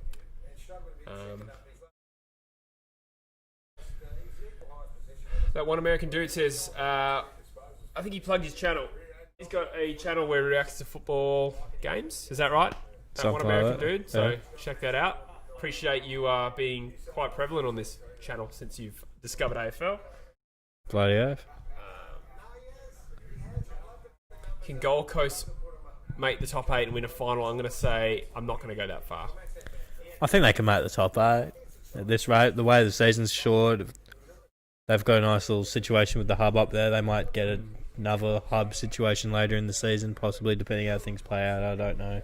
I think they're going to try and avoid giving too many teams like home games. I think it'll even out that Gold Coast don't play that many games at home. I'm going to... Yeah, like I said, we've beaten up on 2 really average teams on the day. So, I don't know. Like I said, we'll see what happens this weekend. I think Fremantle will give them a really good run. Yeah. Better than the Eagles did. Yeah. You won't find me defending that performance. But I think the Eagles will snap out of it. Whether they're going to do it in time to play finals, I'm not even going to go that far. But I don't think they're going to play like that all year. Yeah, they'll have ebbs and flows for sure. But I was listening to 360 the other day where Robbo made a not bad point where he's like, they want to keep it more like in that sort of middle range rather than flowing for like an 85 to 15%. Keeping that more like... What's that, sorry? Like their like performances like have like... Gold Coast? Yeah, okay, try and keep that consistency rather than having more for like sure. Volatility. Well, last year they went 3-1 to start the year and then lost 19 in a row. So... that really showed what happens to a young team that tires out. Because they just can't... I think Paul Roos broke it down statistically. They just weren't covering the ground. So that being said, shorter season, more experience, and shorter games will help that. But I do think we'll see diminishing performances over the course of the year. So I don't think they'll make the 8. Somebody asked about the Bulldogs. I definitely think they will be close to finals. But, I mean, we got fucking 12 teams that, in my opinion, are shoveled into that could make the finals thing. Yeah. The way they played tonight, they look more like a top 8 team in the last fortnight than what they did in the first 2 weeks. So it's too early to say, but absolutely I think they can. Yeah, definitely. Javka's back. Welcome, mate. Welcome back. Cool. All right, well... as much as I'm enjoying this chat, we might wind that up just because. Yeah. Anything else you want to talk about? Nothing off the top of my head, really. I usually give them a 5-minute warning that we're going to wind up, so we'll keep going for a little bit longer. Yeah. I think the Eagles will go on a winning streak. Great club will bounce back. I hope you're right, Richmond, Richo man. Yeah. So this week is crucial though because I think 1 and 3 and then playing Richmond, which I think we will not beat Richmond in greasy conditions. I just think we just really need to get the 4 points this week. It'll be devastating if we go 1 and 4. I don't think we can recover from that. Especially in a 17-round season. Yeah, exactly. 7 games notwithstanding at home. Yeah. I mean, we're not going to win 7. Like, if we play 7 games at Optus, we're not going to win all of them. We're not that good at Optus. It's not like Subi. Yeah. Do you reckon...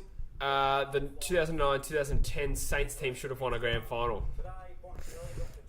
I mean, at the end of the day, they didn't. They had the chance to and they didn't, so they... But I mean, the other way to look at it is, were they as good as teams that won flags around those years? Maybe not Geelong and Hawthorn, but they were probably as good as the Sydney West Coast 05, or the Pies. Definitely. That Pies team was a funny one, because that was like... I think they were almost like the Hawthorn Bulldogs from memory, where they won a flag... just a bit earlier than we thought they were going to. They had this young, amazing team that were just hitting their prime. And they had a few old ducks. They did, but it was more like you could see the team emerging and then they won a flag. That was like the Dogs and the Hawks were like that. Yeah. From my recollection. 08 Hawks, you're referring to. Yeah, 08 Hawks. Yeah, that's it. Yeah.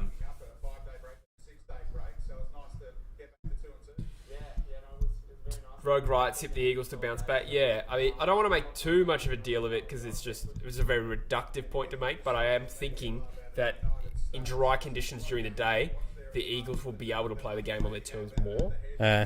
if this was a wet game, I would not be tipping West Coast. That's how bad they are in contested footy. WA teams in general don't love that wet weather with footy. Like, even look at the Dockers. The second, we're fucking on top of them. Yeah, the second true. it starts raining, we go to Pierce. I think Port are actually a strong wet weather team as well, which does. Yeah, help. exactly. You were against the side that's contested. Same as Brisbane, I guess. You know. Yeah, But, I mean, Gold Coast and Brisbane were just with smaller players bullying the Eagles. It's just it's frustrating. Tyler, love the streams. Happy I came across the sport. Yes, thank you, Tyler. Thank you for joining us. Bloody I'm hell. glad you did as well. Best underdog story: Dogs in 16 or Hawks 08. Definitely the Dogs. I Yeah, mean, just coming from 7th or whatever it was. yeah, Yeah, just the fact that they came from 7th. Don't get me wrong, 2008 was sick. It was actually dope. I remember being stoked when Geelong lost. Even though I Stewie liked G got them. robbed, mate. Yeah, Stewie G got robbed at Norm, that son. is one of the best grand finals and one of the better stories. But Dogs 2016 for me will live long in the memory. Bigger robbery, Tom Boyd in 2016 or Stewie G 2008 for the Norm? Well, Give me some responses in the comments, please. who won it again in 08? Forget. Someone will be able to tell us in the comments. Yeah, I thought Johannesson was very lucky. yeah. He just racked up lots of cheap off the half back. His kicks weren't even that accurate and spectacular. Tom Boyd Javka was says so dynamic. 2011 grand final side was better than 2010. Yes, I would argue. I say that's a fair point as someone who doesn't support the Pies, but I remember definitely thinking Collingwood was going to win the 2011 grand. I don't know if you can remember that. Yeah, I remember thinking they were going to have a nice little dominant pack. I thought they were going to do what Hawthorn ended up doing a few years later, probably. Yeah. Oh, Rogue Riot says, yeah, they only lost twice in 2011. Yeah, that's right. Yeah. Oh yeah, Hodgie won it in 08. Yeah. Judd or Shuey? Oh, Judd every day. The wait.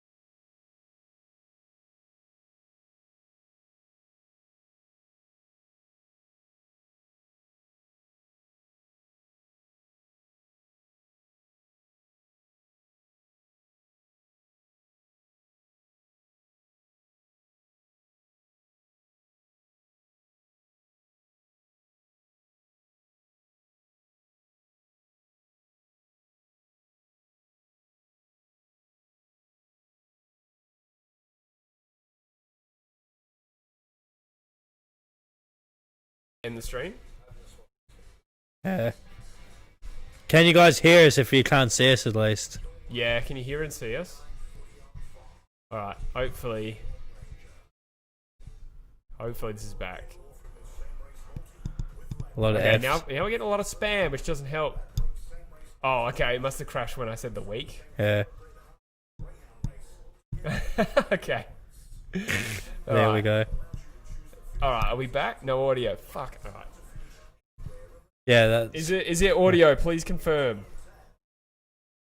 audio input capture. That seems promising. It's Yeah, okay. Spabutson. Yeah. Now audio, yeah, sweat. Just shout itself. Fuzzy. Just shout itself. We're only going to be around for a few more minutes. Yeah, I just really wanted to finish up. Hear and see. Alright, thank you. Somebody's finally confirmed it. Alright, what was I saying?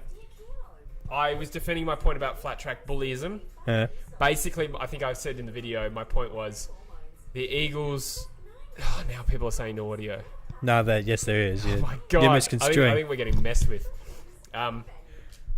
Anyway, Audio's fine. yeah. So Keep the chirping. Eagles, in fact, based on the fact that as soon as there's a little bit of grease and there's a contested style game, and we can't play the game on our terms, and we go to shit, and that has been evidenced in the last couple of years. That, for me, is a more compelling example of flat track bullyism than, I don't know if you remember, like 5 years ago, we used to win at home and lose away, and people are like flat track bullies, which I don't agree with, because I think that that's just what fucking teams do. Funny enough, you just beat the teams below you and lose to the ones above you. That's not flat track bullyism. But I do think we will see an improved performance in drier conditions. Yeah, and I think that is a point for being a flat track bully. But then again, what is the downside of being a flat track bully? You can still be a good team. It's not really that much of a criticism. Might mean you're not a contender, but I'm losing you at this point. I'm rambling a little bit, but I wanted to justify that to Chris, a fellow Eagles fan. Yeah, I wasn't too sure of the context where Chris was coming at you from. Yeah, I think he said he disagreed with me calling them flat track bullies. Jesse Gatt has come through with the goods and said Luke Hodge was the Norm Smith medalist. Yeah, I do remember that. Yep. Sweet. All right, guys, we're probably going to wrap up now. This was probably one of the more enjoyable streams, actually. The game was average. Yeah, wasn't us shitting ourselves over the stream working half the time, so that was a plus. Maybe I just had that caffeinated protein right at a good time, but I was enjoying the bants. Absolutely. Felix wants to know our predictions. I'm going to say Gold Coast win, but I tipped Freo, but that's just me blindly following my heart. That's not any sort of actual conviction. Yeah, that's it. Let's have a quick look as well next week. Should we just have a look to see if there's any games off the top of our minds? Oh, if I'm not working, I'm tempted to do Eagles Richmond next week. Yeah, that's a Thursday. Yeah. Otherwise, you got, I don't know, maybe Brisbane Port or something like that. What day is this? See how we go. Yeah. Adelaide Fremantle, Sydney Melbourne. Yeah. I'm pretty flexible. Will be alright. Yeah, I'm pretty flexible. Eagles Richmond would be good though. Yeah. I don't know. If you don't have to work late night or whatever next week. Yeah, I'll have to have a look. Yeah. Yeah, cool. All right. Sweet. Fallen's off as well. Thanks, guys. Will you be back tomorrow? We won't. We'll probably just do the one stream this weekend. Yeah, I got work all weekend. So yeah, rough gig. Anyway, guys, thank you so much for tuning in.